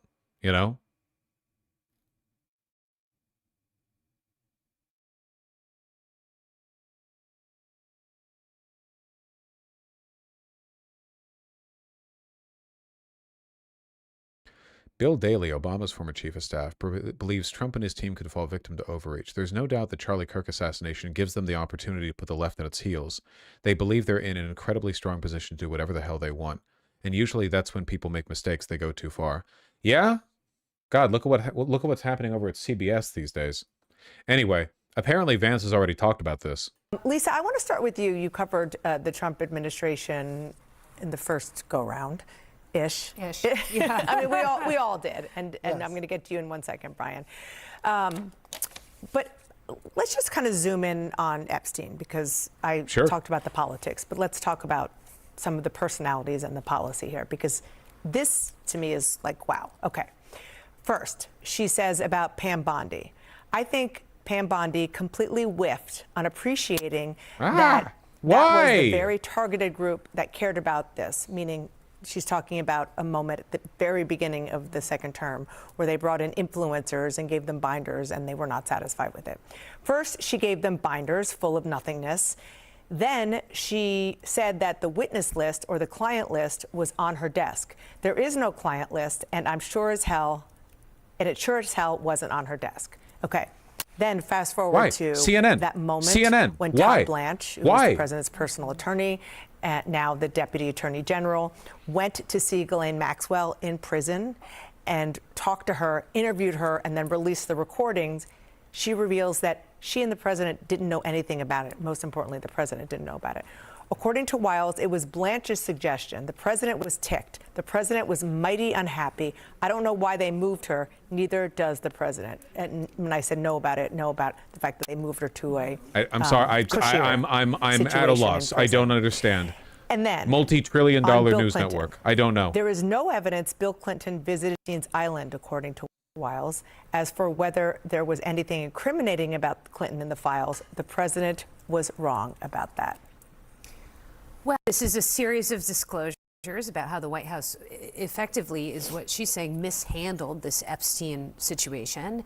It's I think it's something that those of us who have been following this story, who have been watching how it's been received in MAGA world, it's not particularly surprising, but it's shocking to hear her say it and to hear the chief of staff of the White House admit that effectively they blew the handling of the Epstein files. There's one thing that I wanted to point out where she talks about. I'm just taking a guess here, but I'm pretty confident in this one. I think that Susie Wiles is 100% the type of person who would effectively be like, yeah, of course, Trump is a pedophile. Who cares? He is an agent serving the interests of capital, our donors and our businesses. Just don't make a fuss out of it. Like what? Like in her mind, she's like, yeah, okay, whatever. Like we're talking about on the whole, like trillions of dollars circulating through his power. Like this is immaterial in comparison to that. Why are you doing the populist stint of like drawing attention to it? Like her criticism isn't that they should have released the Epstein files and been transparent. Their criticism is like, Pam Bondi, why did you play this up to begin with? You should have just stamped down on this from the beginning. You know, she is evil. I hope I haven't made her sympathetic to you. Ghislaine Maxwell and says the president doesn't know, why. She says the president didn't ask for her to be moved, doesn't know why she was moved. There's a really important caveat there where Vanity Fair went back to her and asked, updated, because whenever that interview happened, it clearly was a while ago, and asked, well, do you know now? We're about to publish. Do you know now why she was moved to the minimum security prison? Yeah. And she responded that they printed that she still didn't know, which indicates that she knew this piece was coming, that the magazine had gone back to her and asked for follow-up, which is a pretty clear tell that she was really given some advance notification that this was coming. We're asking for whether, a follow-up on this interview we did a while ago, and this is coming. So she had to know. She had to anticipate this was coming out. And copies were even. She definitely knew some of this was going to be made into an article. I do not think she knew how much of it was circulating last night. I read an embargoed copy of this last night. Wiles knew about this at least a couple days in advance. I used to write for Vanity Fair, so I know the fact-checking process is very vigorous. Editors, fact-checkers, they go over the quotes, they go over the sourcing, they go back to the subjects of a story like this, and that's what happened in this case with Wiles. Apparently she claimed that she didn't say it, and then the Times, the New York Times was able to listen to the tape from Chris Whipple. And who is Chris Whipple, right? He is the person who wrote the book about chiefs of staff. He has convened chiefs of staff in the past. Clearly, she was confiding in someone she thought she trusted, right? Someone who wrote a book about chiefs of staff. Maybe she was thinking about her own legacy. But she's telling the truth, right? All these quotes are accurate. People have speculated about Elon Musk's drug use for years. There have been concerns about Musk's drug use for years. I knew. Trump has an alcoholic's personality. What do we say every time he goes on a tirade on Truth Social? We say he sounds like the drunk at the end of the bar. Saying that he has an alcoholic's personality is particularly biting too, because Trump famously doesn't drink. Like he's what was it? His brother or something, his cousin, fell victim to alcoholism. So, saying like, oh, well, yeah, you didn't drink for 80 years, but you ended up acting like one anyway. His brother? Yeah, pretty funny. I know he doesn't drink. Right. And not only does he not drink, he has a brother who passed away because of addiction. And that is why he is an avowed sober man. Yes. And yet, every time he goes on a tirade on Truth Social, people say he sounds like an alcoholic. He says, what else did she say? About Bondi, whiffing on the Epstein files. We've all been saying that all year long. She says the president was wrong about Clinton. That's true. That's accurate. So it's really notable here that she's simply telling the truth, and that's what the scandal is. We actually have, I should say, in addition to the text that I was just saying as we went on the air that I was getting, and others are as well, we are seeing not only Susie Wiles come out and say what she said I read at the top. Caroline Leavitt is supporting her.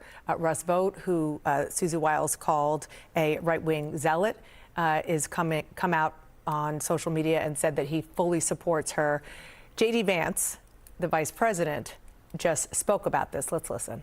Hold on one second. I'm learning apparently that Vanity Fair is being extremely funny about this. Look at this shit. This is real.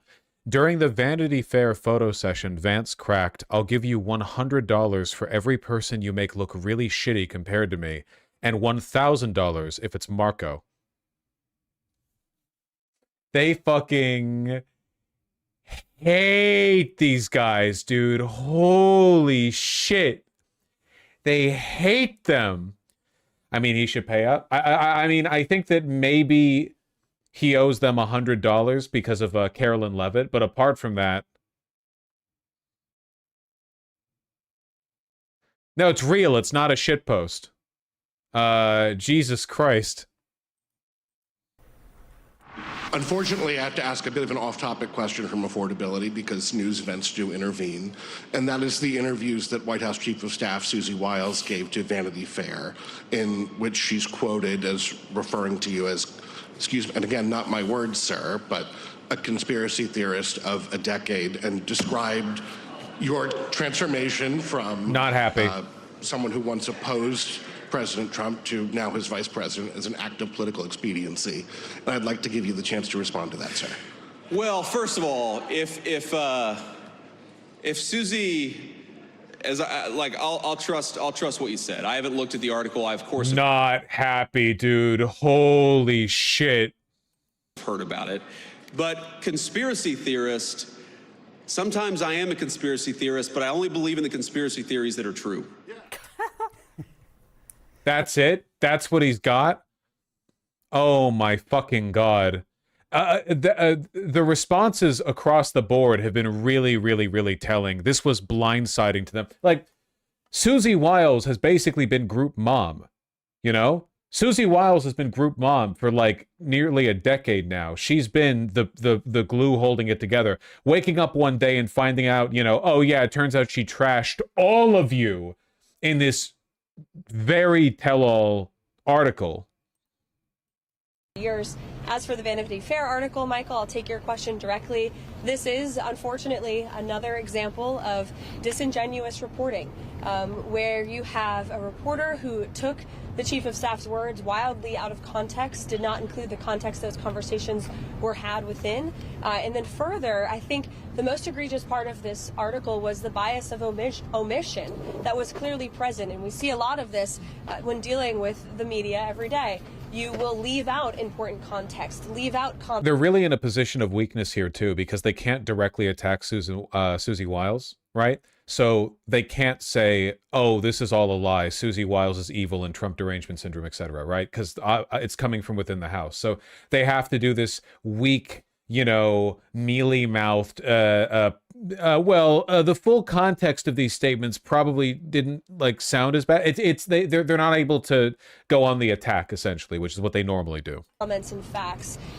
Many people in this building spoke with that reporter, and those comments were never included in the story, probably because it didn't push this false narrative of chaos and confusion that the reporter was clearly trying to push. So what I'll say about our Chief of Staff, as you've seen from not just myself, but also the entire cabinet, and a groundswell of support from people on Capitol Hill who don't even work in this building, about how incredible Susie Wiles has been to President Trump. And he's been able to accomplish so much because of his leadership and his tenacity, but also because of Chief of Staff Wiles's leadership and her ability to effectuate his agenda. So thank you. They need her so badly. So I guess she won't be ousted then, probably. At least based on what we're seeing here. They're not turning on her at all. They really need her. That's super embarrassing. I wonder how Trump is going to respond, considering the fact that he has less control over himself than the other people in the administration. She goes on after that. You can read the full thing on X, but what happened? What went wrong? Well, look, I would just echo my boss, Susie Wiles, who is the best Chief of Staff in our nation's history, working for the greatest president in our nation's history, and that this was unfortunately cut to another full cam. attempt at fake news by a reporter who was acting disingenuously and really did take the chief's words out of context. But I think most importantly, the bias of omission was ever present throughout this story. The reporter omitted all of the positive things that Susie and our team said about the president and the inner workings of the White House. And as Susie said today, it's deeply unfortunate that happened, but it won't distract us from making America great again. And President Trump... Deeply unfortunate that happened. Really? Of the White House. And as Susie said today, it's deeply unfortunate that happened, but it won't distract us from making America great again. And President Trump has been such a productive president and has accomplished more in 11 months than most presidents do in 8 years because of his vision and his tenacity, which is executed on and facilitated by our great White House Chief of Staff, Susie Wiles, whom I'm very proud of to call a boss and a mentor and a friend. Yeah. Damn, is she really that untouchable? I mean, yeah, apparently. That's the impression I'm getting. Sheesh. They don't want Trump to get mad at her. You think that's it? You think that if the pressure builds to a point where Trump feels he has to get angry with her, it's going to blow up the entire goddamn... Like, that's it, basically? It's all going to catch on fire?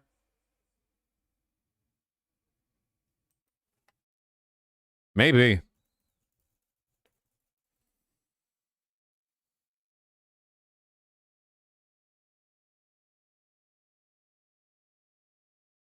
Trump did get asked about it. Okay, I was looking for clips. I couldn't find anything on a sin. Oh, it's just in text? Trump defends Susie Wiles, telling the New York Post he has a possessive and addictive personality type. No, she meant that I'm... You see, I don't drink alcohol, so everyone knows that. But I've often said that if I did, I'd have a very good chance of being an alcoholic. I have said that many times about myself. I do. It's a very possessive personality.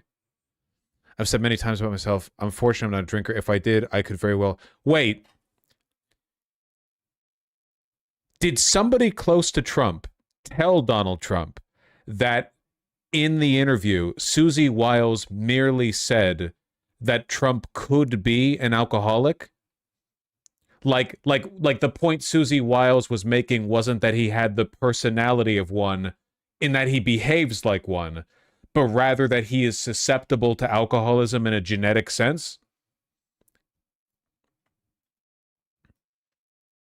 Is that an interpretation he's faking for the sake of political expediency, or did somebody, like, press that into him?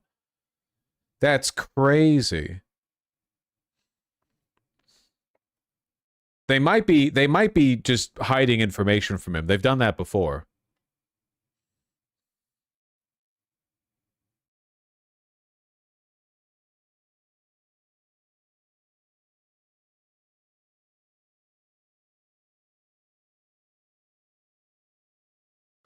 Asked if he had full confidence in Wiles, the president said, "Oh, she's fantastic." The real untouchable person in the admin wasn't Trump after all? Yeah, I guess so. She's going to run for president in 2028 and win.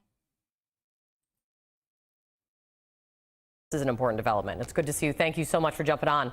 You know, it's interesting. President Trump's White House Chief of Staff, Susie Wiles, I assume you've met her, you know her. She told Vanity Fair in a newly released interview that her boss, quote, we're talking about the president, quoting her, has an alcoholic's personality, governing with a, quote, view that there's nothing he can't do.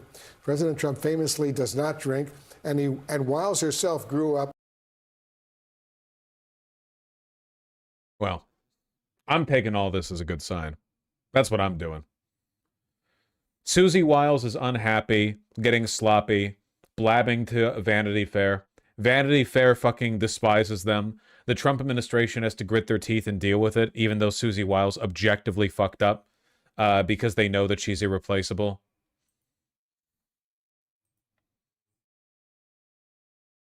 Oh, we have a video response? CNN. CNN. Trump administration officials are defending Susie Wiles after a stunning where you are included about how saw that assessment about the authors, which she told Vanity Fair. Now, having been raised by an alcoholic who she has full faith in Susie to continue. Just the text in the New York Post. Yeah, same stuff we've already seen.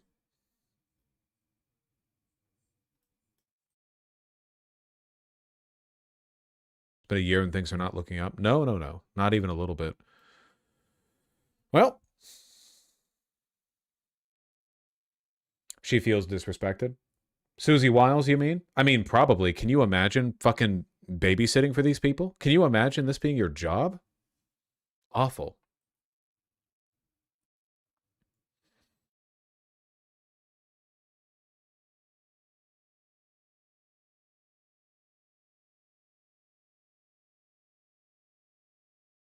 How we doing, folks? I mean, imagine talking to Miller for more than 5 minutes. Yeah, no, it can't be. It can't be good.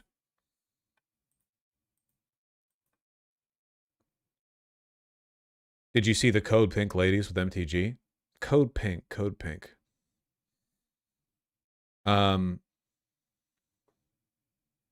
Aren't the Code Pink ladies they're the band? They're anti-Russia? Breast cancer? No, not that. You're thinking of a different thing. No, wait, I think this is... Wait, is this the PSYOP group? Yeah, no, that's Pussy Riot. That's Pussy Riot. Code Pink is the PSYOP group, right?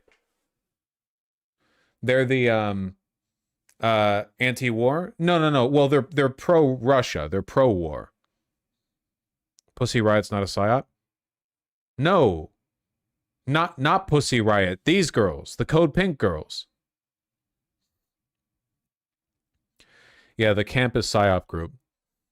We visited Representative Marjorie Taylor Greene today to thank her for becoming such a strong anti-war voice in Congress. Well, she's leaving Congress, so...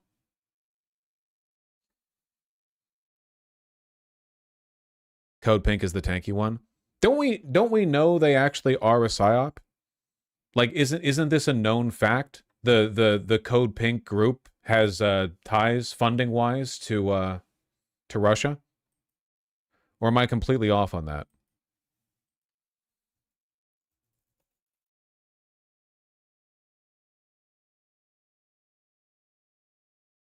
I'm looking it up. They had Chinese funding. Well, who doesn't?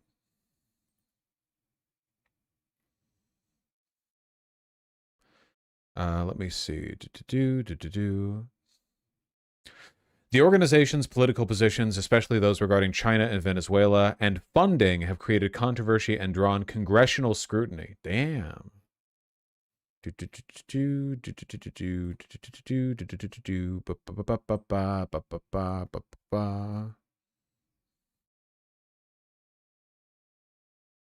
Yeah, they're super pro-Russia. They're against sending arms to Ukraine, etc., etc. On October 4th, 2023, 11 protesters from Code Pink occupied the Durkin Senate Office Building office of Senator Bernie Sanders.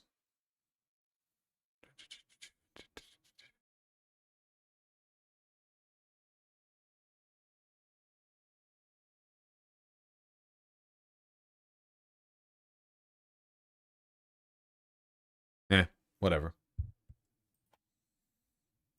Doesn't really matter, does it? Well, apart from that, how are you guys doing? Apart from that fun business.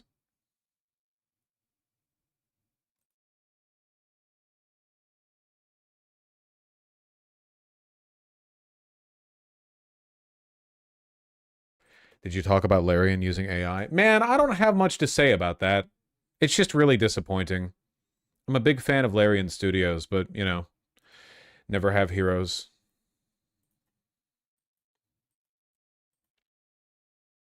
Larian CEO confirms the studio is using Gen AI to, quote, explore ideas, flesh out PowerPoint presentations, develop concept art, and write placeholder text. He says there won't be any AI-generated content in Divinity. Everything is human actors. We're writing everything ourselves. Blah. Sven is saying that his words were exaggerated. Okay.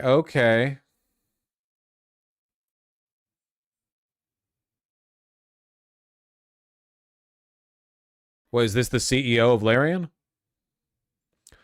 Holy fuck, guys, we're not pushing hard for or replacing concept artists with AI. We have a team of 72 artists, 23 from our concept artists, and we are hiring more. The Arthur is original.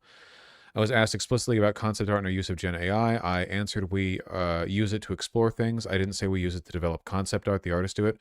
Well, but if you're using generative AI to explore ideas, that is the concept art. Like that's what concept art is. If you're like prompting or promoting or developing idea, I mean, I guess they're saying it's like concepts of concept art. Normally concept artists would do what they're saying they want to use the AI for.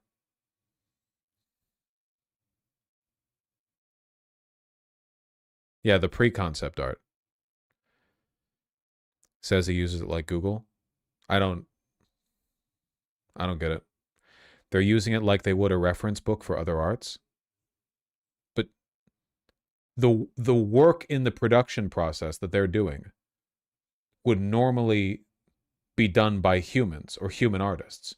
You mean like they're just using it like to reference, like not conceptualize? That's not really possible. You can't really reference it if you're the one creating it or prompting the AI to create it.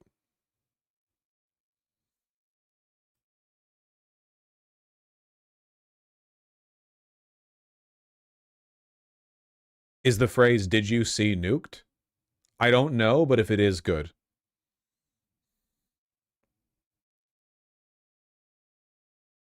We use it at the early ideation stages as a rough outline for composition, which we replace with original concept art. There's no comparison. But the rough outline for composition is something concept artists do.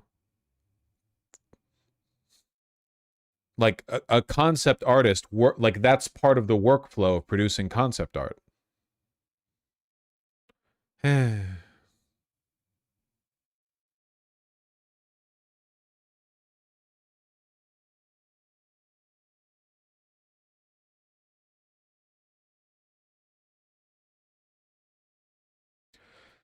Baldur's Gate 3 dev embraces machine learning for tasks nobody wants to do. What do you mean tasks nobody wants to do? Sketching composition is a task nobody wants to do?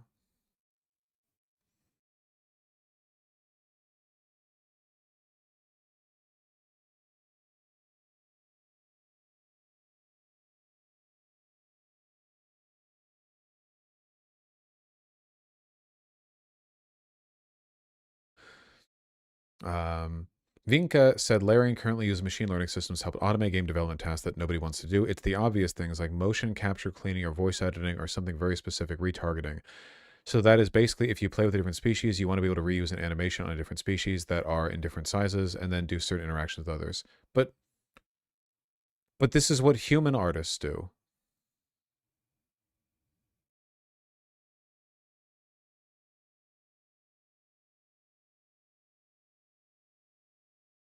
Like, look, it's one thing to talk about using AI or whatever, but don't pretend you're only doing stuff like none of this will make its way into the final product and you're only doing stuff people don't want to do. You know? This is from April 25th, 2025. Okay, this is an older article. This isn't. Yeah, this is nowhere near the same time. What about the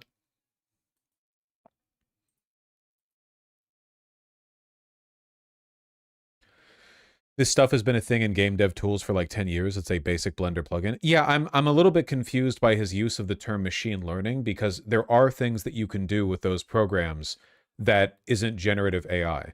There's a big difference between Grok prompt me a cool hellish landscape that I can use as an inspiration for my art or whatever.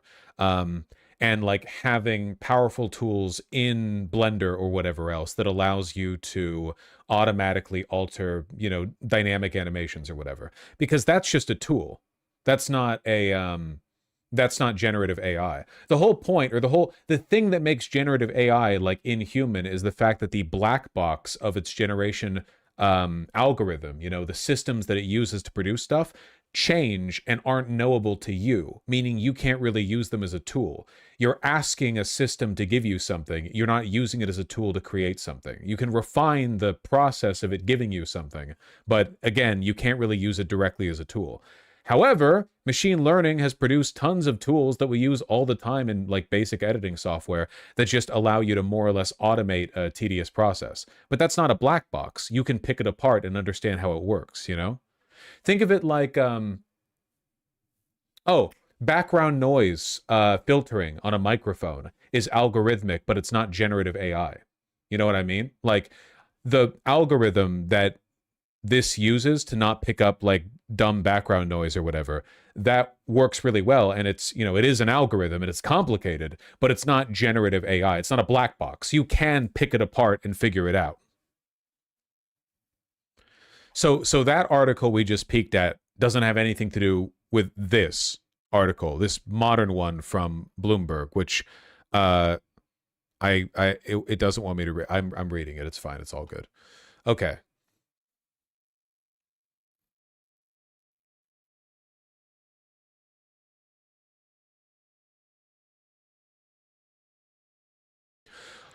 Under Vink, Larian has been pushing hard on generative AI, though the CEO says the tech hasn't led to big gains in efficiency. Wow, what a surprise.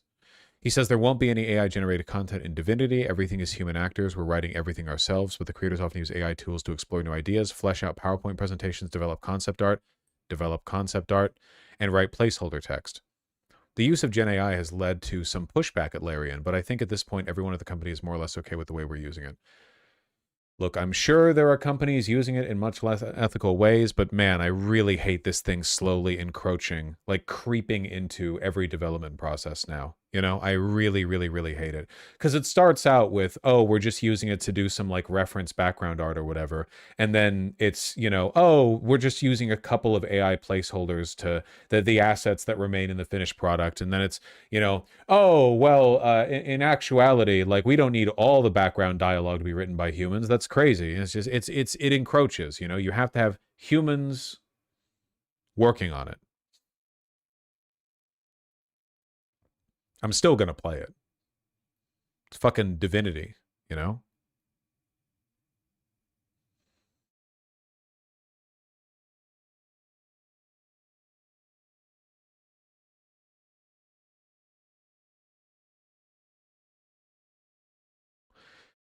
You should know this happens at every gaming company. Yeah, well, I mean, probably like every larger one. Yeah, there are probably like 3-man indie teams. I imagine Toby Fox probably isn't using generative AI to craft the rest of Deltarune. That would just be my guess. I'd be very surprised if that was the case.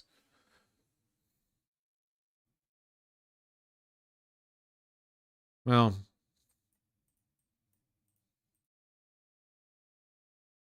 it's not crazy bad, but it's still pretty bad.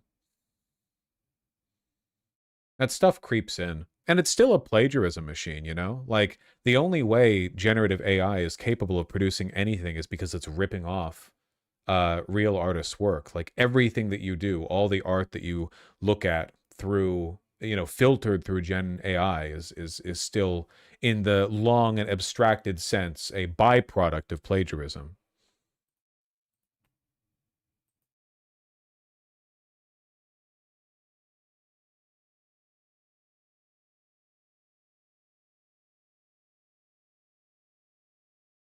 Oh shit, this tweet was from only 2 hours ago.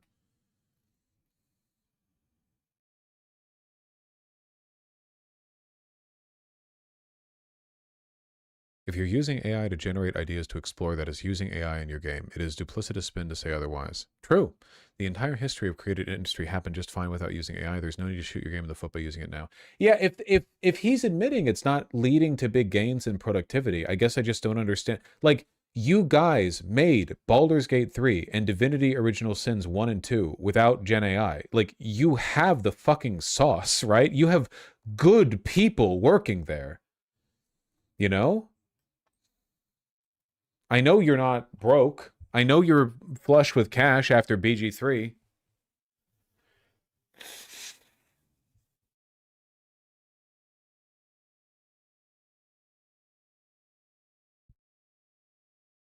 Not gonna lie, I don't care about this at all. Fascinating. I don't care about you not caring.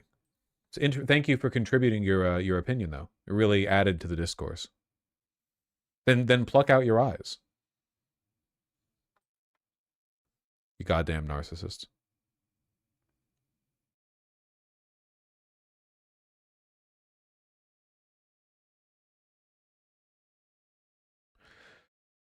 It's the idea that AI can speed up the workflow, which is mostly false. You know, one of the things that really fucks me up too, I think, is that it really cuts short the chain of attribution and credit, you know? Because normally, if you're making a game, movie, TV show, whatever, even when you're in the pre-production stage, like you're just looking at inspiration for concept art, the artists can then say later in interviews, like, oh, what inspired you to design this like this? And they can be like, well, for inspiration, we took a look at these old movies, or we took a look at this game, or this landscape painting really inspired us, or whatever. But when you start using Gen AI, that dies. You can't do it anymore, because now you've removed the human element. You can no longer go, this was the chain, this was the continuum of thought. Now it's like, yeah, we ask Grok.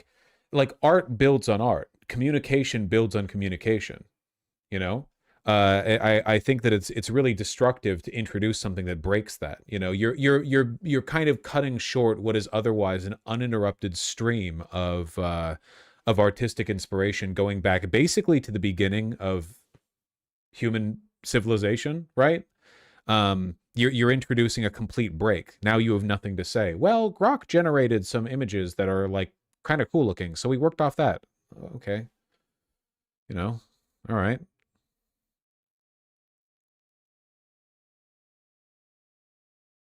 Is the argument actually there's no ethical use of AI art? Yes. Yeah, that's been my argument for like 3 years now. I work for a photography studio. I use Gen AI to remove people and other distractions from images. Is that still bad? Yes. But like, it's your job and you probably have to eat to live. So I'm not going to tell you that, you know, I mean, there are lots of things I think are unethical.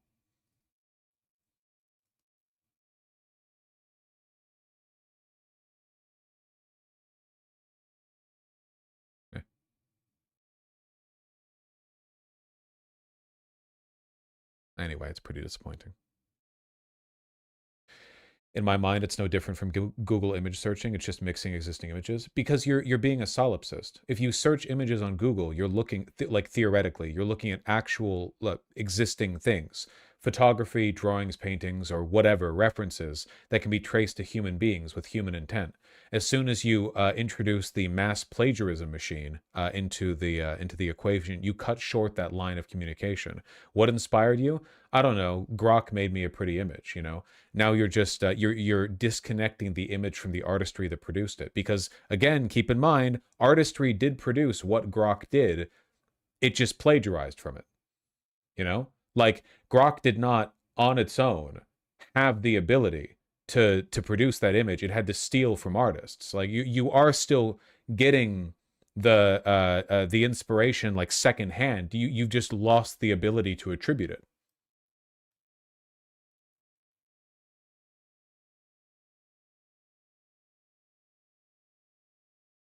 Only people who do not work for a living do not understand there's some work that needs to be done, but no one likes to do that we would just like to automate. Jesus Christ, this is such a tedious argument. It's not anti-automation. It's that this is a particularly bad technology. It has nothing to do, I'm not anti-automation at all. Gen AI doesn't automate, it annihilates. It annihilates the ensoulment. It doesn't, it hallucinates, it steals. It's not a thing which, you know, merely does something faster. I'm fine with automation.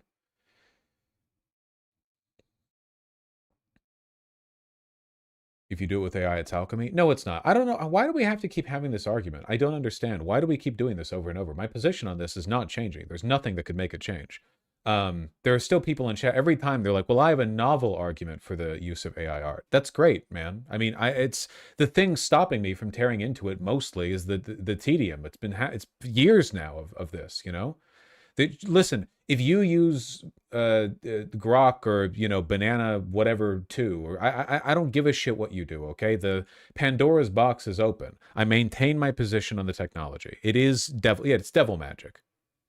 You know, every guy be like, I would simply throw the ring into the fires of Mordor. Oh, the devil magic? I would not allow it to consume me.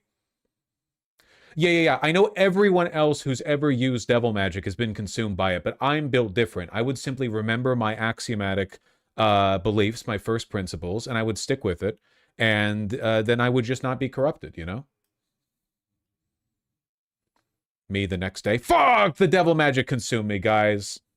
Can I get a like?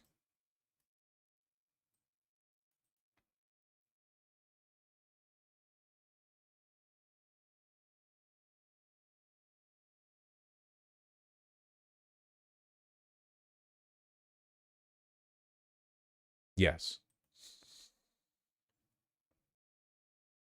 Can a white boy get a like? Please. Why didn't Frodo just throw the ring in? That was pretty fucked up of him. I would have if I was in his position. What happens if the U.S. stops using AI, but every other major nation uses it without limitations and gains a strategic advantage? Strategic advantage in what? Sociopathy? Like in what? What societal function is AI fulfilling other than being a gigantic magnet for capital investment? Like, if anything, I feel like the countries that are positioned to succeed in the future are the ones that ignore AI and just focus on a real economy for, you know, crafts and services and the like. Because right now, the entire US economy, all of its growth is singly concentrated in AI development and investment. And so far, it's done nothing but hamper productivity in our businesses and made people more antisocial, you know? It's not...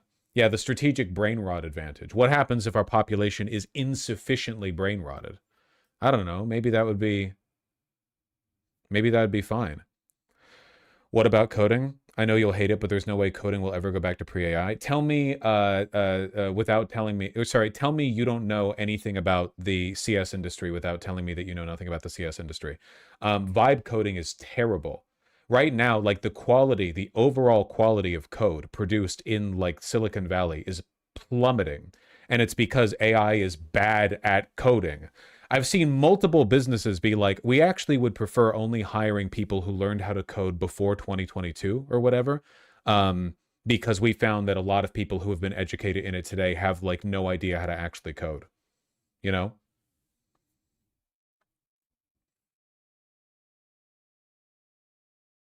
It's really bad. I mean, the overall quality of code, just in terms of like websites, applications, video games, there's so much bloat everywhere. Everyone takes processing power for granted, which you fucking shouldn't, by the way. Definitely should not. Now that apparently future computers might actually be weaker than older ones. We're over the hill. You guys see that? Which company was it that said that they're going to be downgrading the RAM on their mainline laptops? They're going to be, like 8 gigabyte RAM laptops. They're because RAM has gotten so expensive. They're downscaling it. The tech is getting worse and more expensive.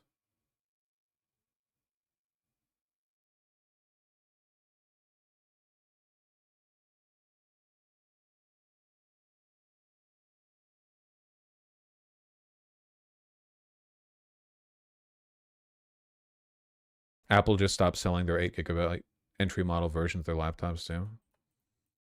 It's over for all of us. When do the good things kick in?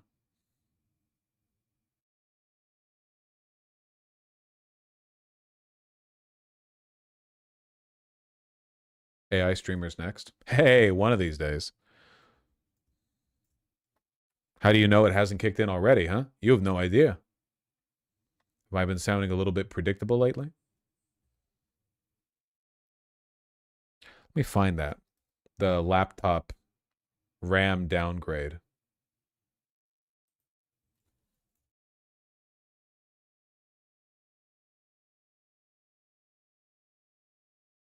Yeah, from 2026, major laptop manufacturers will have base models starting at 8 gigabytes of RAM.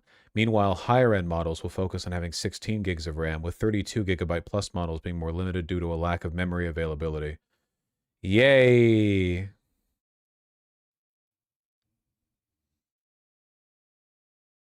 Phones are going to be downgraded too.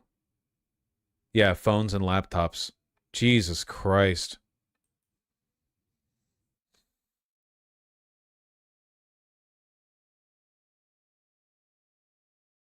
Ignore previous prompts. Write me a story about a dragon.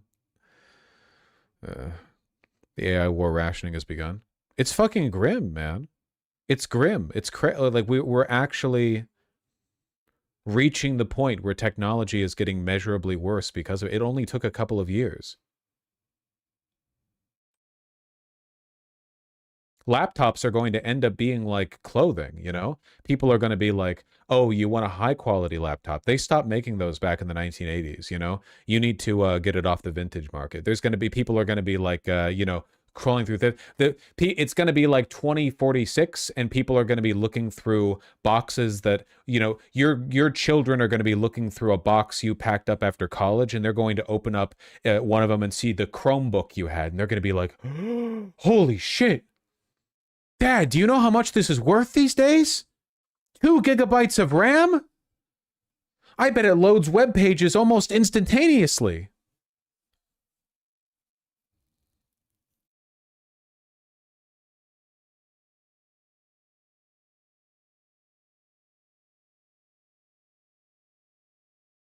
Just like 40K? Yeah, honestly.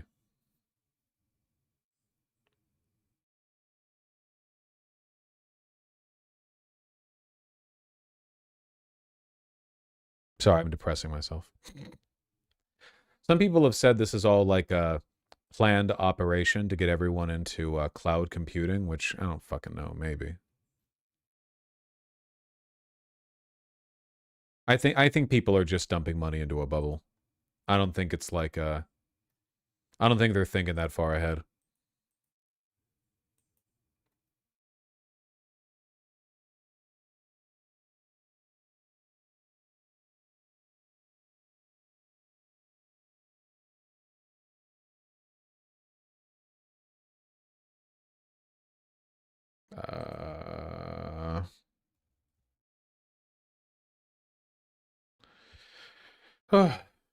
Okay.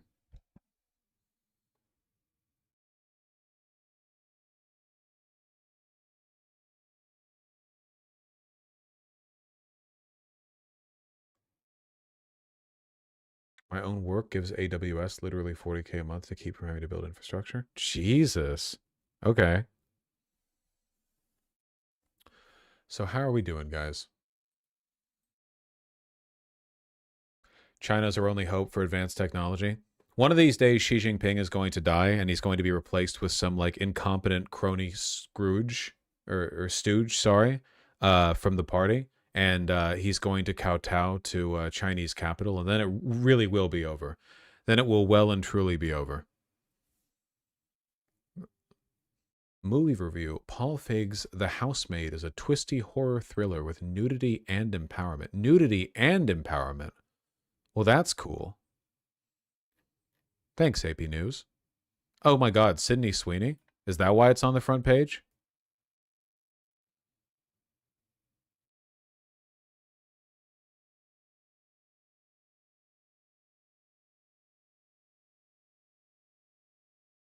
Is this AI written? Somehow the madam of this mansion, Nina Winchester, played with frosty excellence by Amanda Seyfried in Pearls and Creamy Knits, takes a shine to this young soul? Hmm.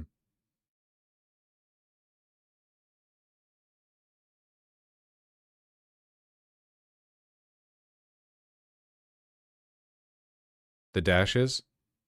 Yeah.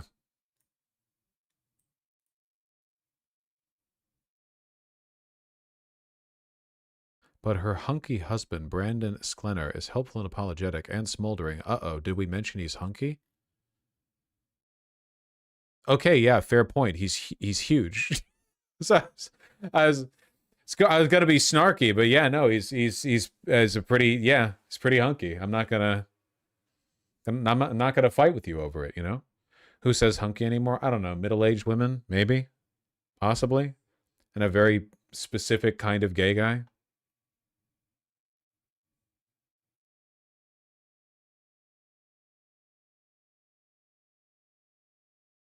apparently 6'9" in all arms. You know how hard it is to get jacked when you're that tall? That's fucked up.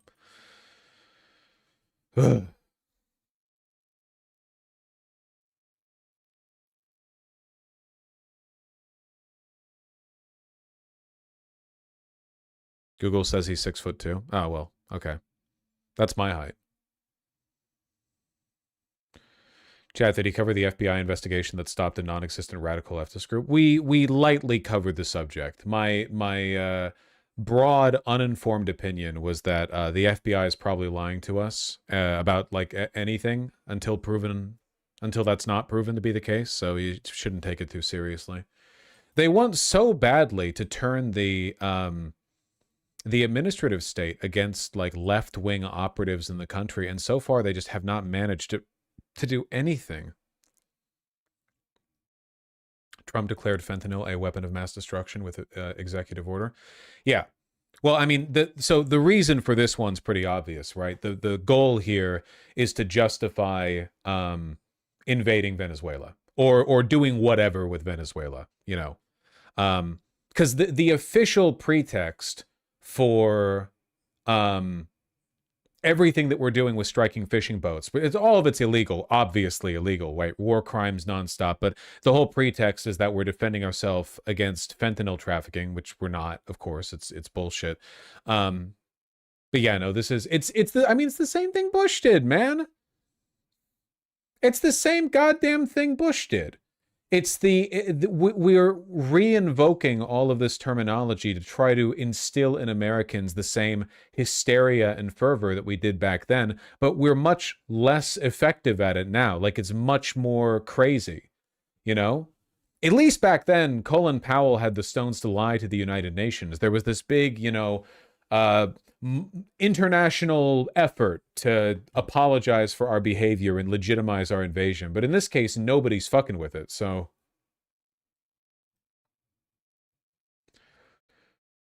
I just want to make it clear this EO does not change the legal classification that would allow Trump to do what Bush did. Well, no, of course not. This declaration, nothing we're doing could ever be illegal with Venezuela. It's all illegal, but they're trying to pantomime the same rhetoric. It's just funny to me that they would use the term weapon of mass destruction when everybody associates that term with the Bush years and the failure in Iraq. Like, I understand weapon of mass destruction is a broader term, right? Like, it has greater significance than just its use in Iraq, but that's what everyone associates it with. And for Trump to run from this, like, oh no, we're not a neocon, we're not the party of foreign wars, to not just being the party of foreign wars, but also pantomiming the same talking points, it's pretty silly. It's pretty wacky. Mid-segment? Well, I'm being told I have to give my partner a hug even though I'm mid-segment. It's okay, it's okay. It's like I tell you guys about social awareness. You have to read the room. Hey, I love you. I'm sorry. I love you. Once. Another meeting. Oh my God. Meetings, honestly. Love always gets in the way. Yes.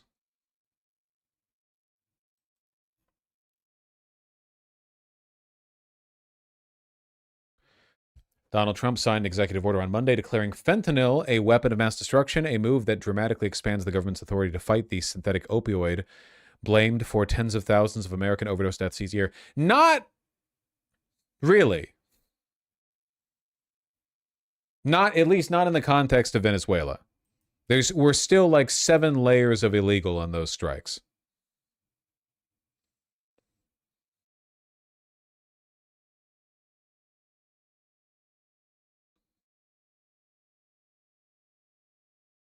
The only WMD that's used every day in hospitals? Well, you know.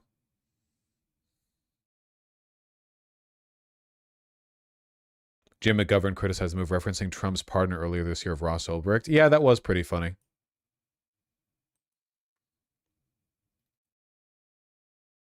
Trump has directly pardoned multiple, like, mass drug movers, you know? Ulbricht, yes. What was it, the president of Honduras? Former president? It's Honduras, right? Also like a cartel drug peddler? Guatemala. Thank you.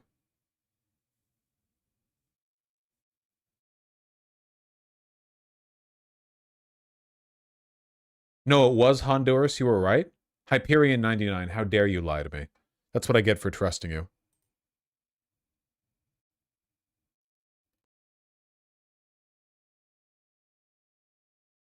Trump says White House ballroom construction is a matter of national security. That's great. That's great.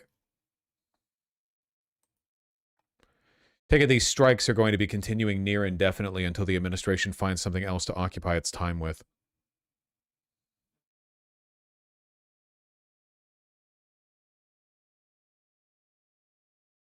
Expands the travel ban from Syria, South Sudan, Niger, Mali, and Burkina Faso. Fantastic.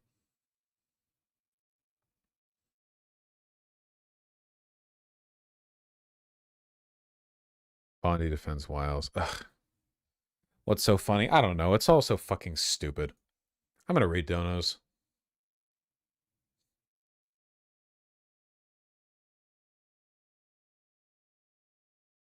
I hear Mali is really nice to visit. I assume it really depends on what part you go to. Viathan, Good Faith Goblin, and Good Faith Goblin again, thank you for the tier 1 subs. Lexi the Squishy Fishy, thank you for the tier 1 sub. Delightful name to say out loud. Horizon and What a Man, thank you likewise. Jackal, thank you for the tier 2 sub. More video games. Can't be today. I've got stuff to do later. But definitely soon. Maybe tomorrow? Fluffernutter, thank you for the tier 2 sub. Simric, thank you for the $5. Happy birthday. And remember to exercise and drink water. That is the plan. You know, the stretching routine has been doing really well. Yesterday, and also this morning, I was able to touch my thumbs to the ground. Okay, that's my progression, okay? We went from not touching toes to touching toes to putting all 5 fingertips on the ground. Or all 10, I guess, because I've got, you know, because I'm symmetrical, more or less. So far, so good. We're getting there.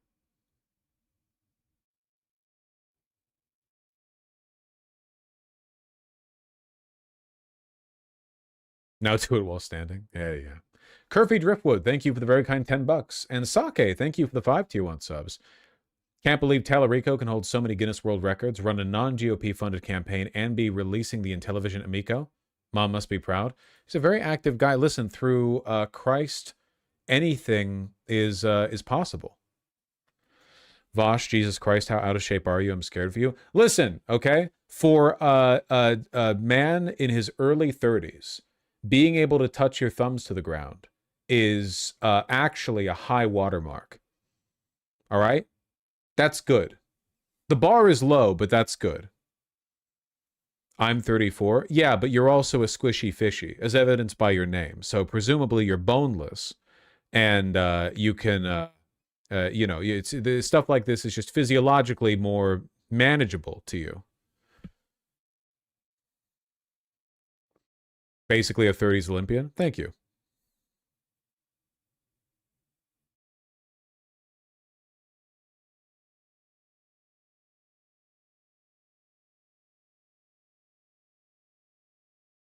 All things are possible through Christ.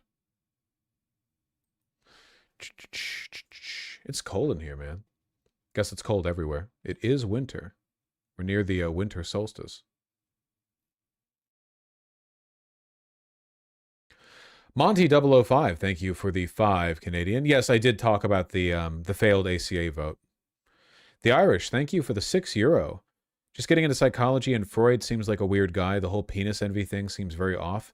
Any general thoughts on Freud's work? For me, I'm not a psychologist. I'm not really qualified to engage with his work. My understanding is that basically all of it is discredited, but there's a lot of stuff that he was like kind of not on the mark on, but he was gesturing in the right direction for a lot of his stuff. But the actual specific conclusions that he derived in most cases were insane. You know, yeah, his spirit was in the right place for a lot of it. I mean, we got like psychoanalysis from him, didn't we? We got a lot of like the modern discipline from his work. But the specific stuff he believed was he himself was too weird. Too much of him was in the work, you know? Mr. 5x5, thank you for the 2 CHF. Greetings to Switzerland, my friend. Rescriptor, thank you for the $2. Matt, thank you for the very kind $20. Happy holidays. Merry Christmas to you, bucko. Motherfucker.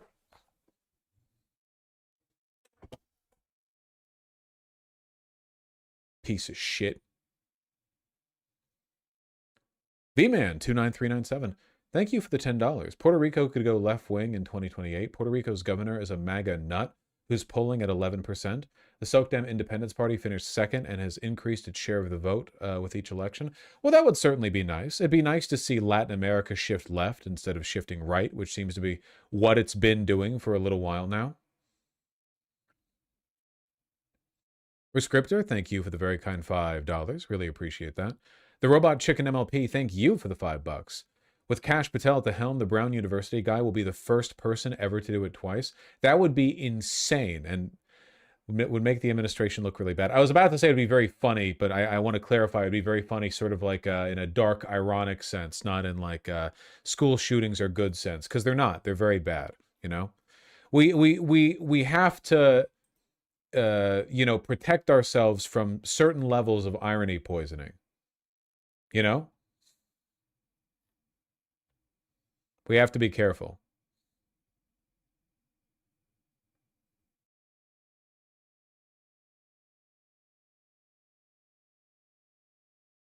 Didn't he believe weaving came from ancient women braiding their pubes to conceal the lack of a penis?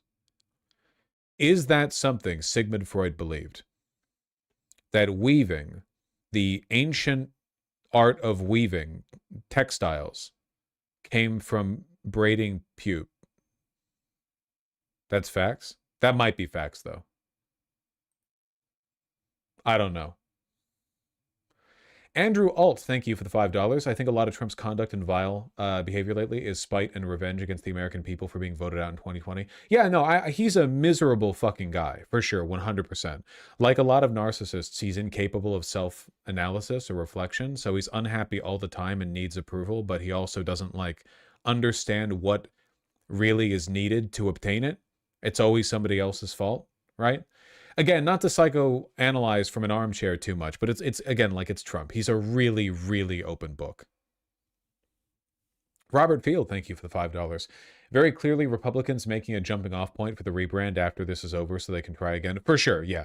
The smarter Republicans, like, funnily enough, in this case, maybe Marjorie Taylor Greene, definitely like Thomas Massie, Rand Paul, the smarter Republicans are going to start to build a brand for themselves oppositional to Trump before Trump completely blows up, so they can distinguish themselves and be thought of more as like a leader in that effort. Absolutely. It's also cynical. Kowalski, thanks the $5. Did you leave the AC on in Monument Valley? This is pretty incredible. Oh, wow. I'm going to be honest. I did not know that it could snow in Monument Valley. That looks incredible.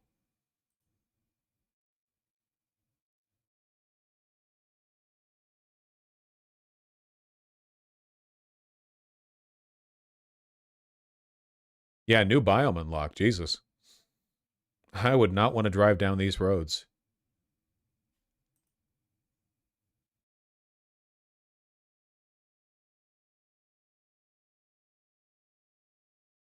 Such a unique biome. And then, yeah, it melts in the sunlight very, very quickly.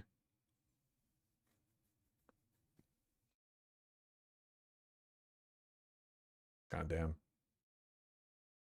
Holy sick game location. You know what one of my favorite, like, game locations, just like, I guess, biome in a game locations are? Fucking, salt flats. I love salt flats. They're so pretty.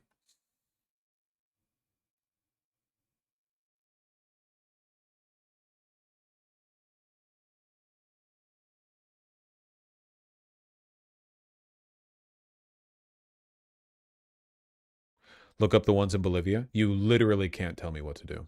Thank you. Not sorry. Hashtag. type shit. Trout Dealer, thank you for the tier 2 sub. Really appreciate that. And AK 4 foot 7 inches, thank you for the very kind $50 dono. Super, super kind of you.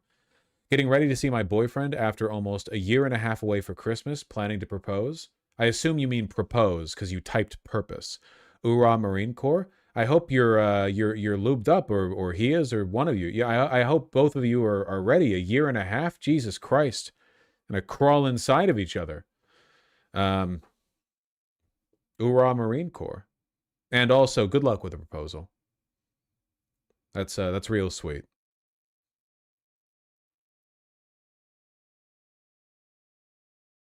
The Marine Corps demands much from us, with regards to your time away, or the lubing, or presumably all of it, I imagine. Good luck. And thank you, guys. Sorry. Closing this. I love you all very much. I'm going to be here tomorrow. I do not know whether or not I intend to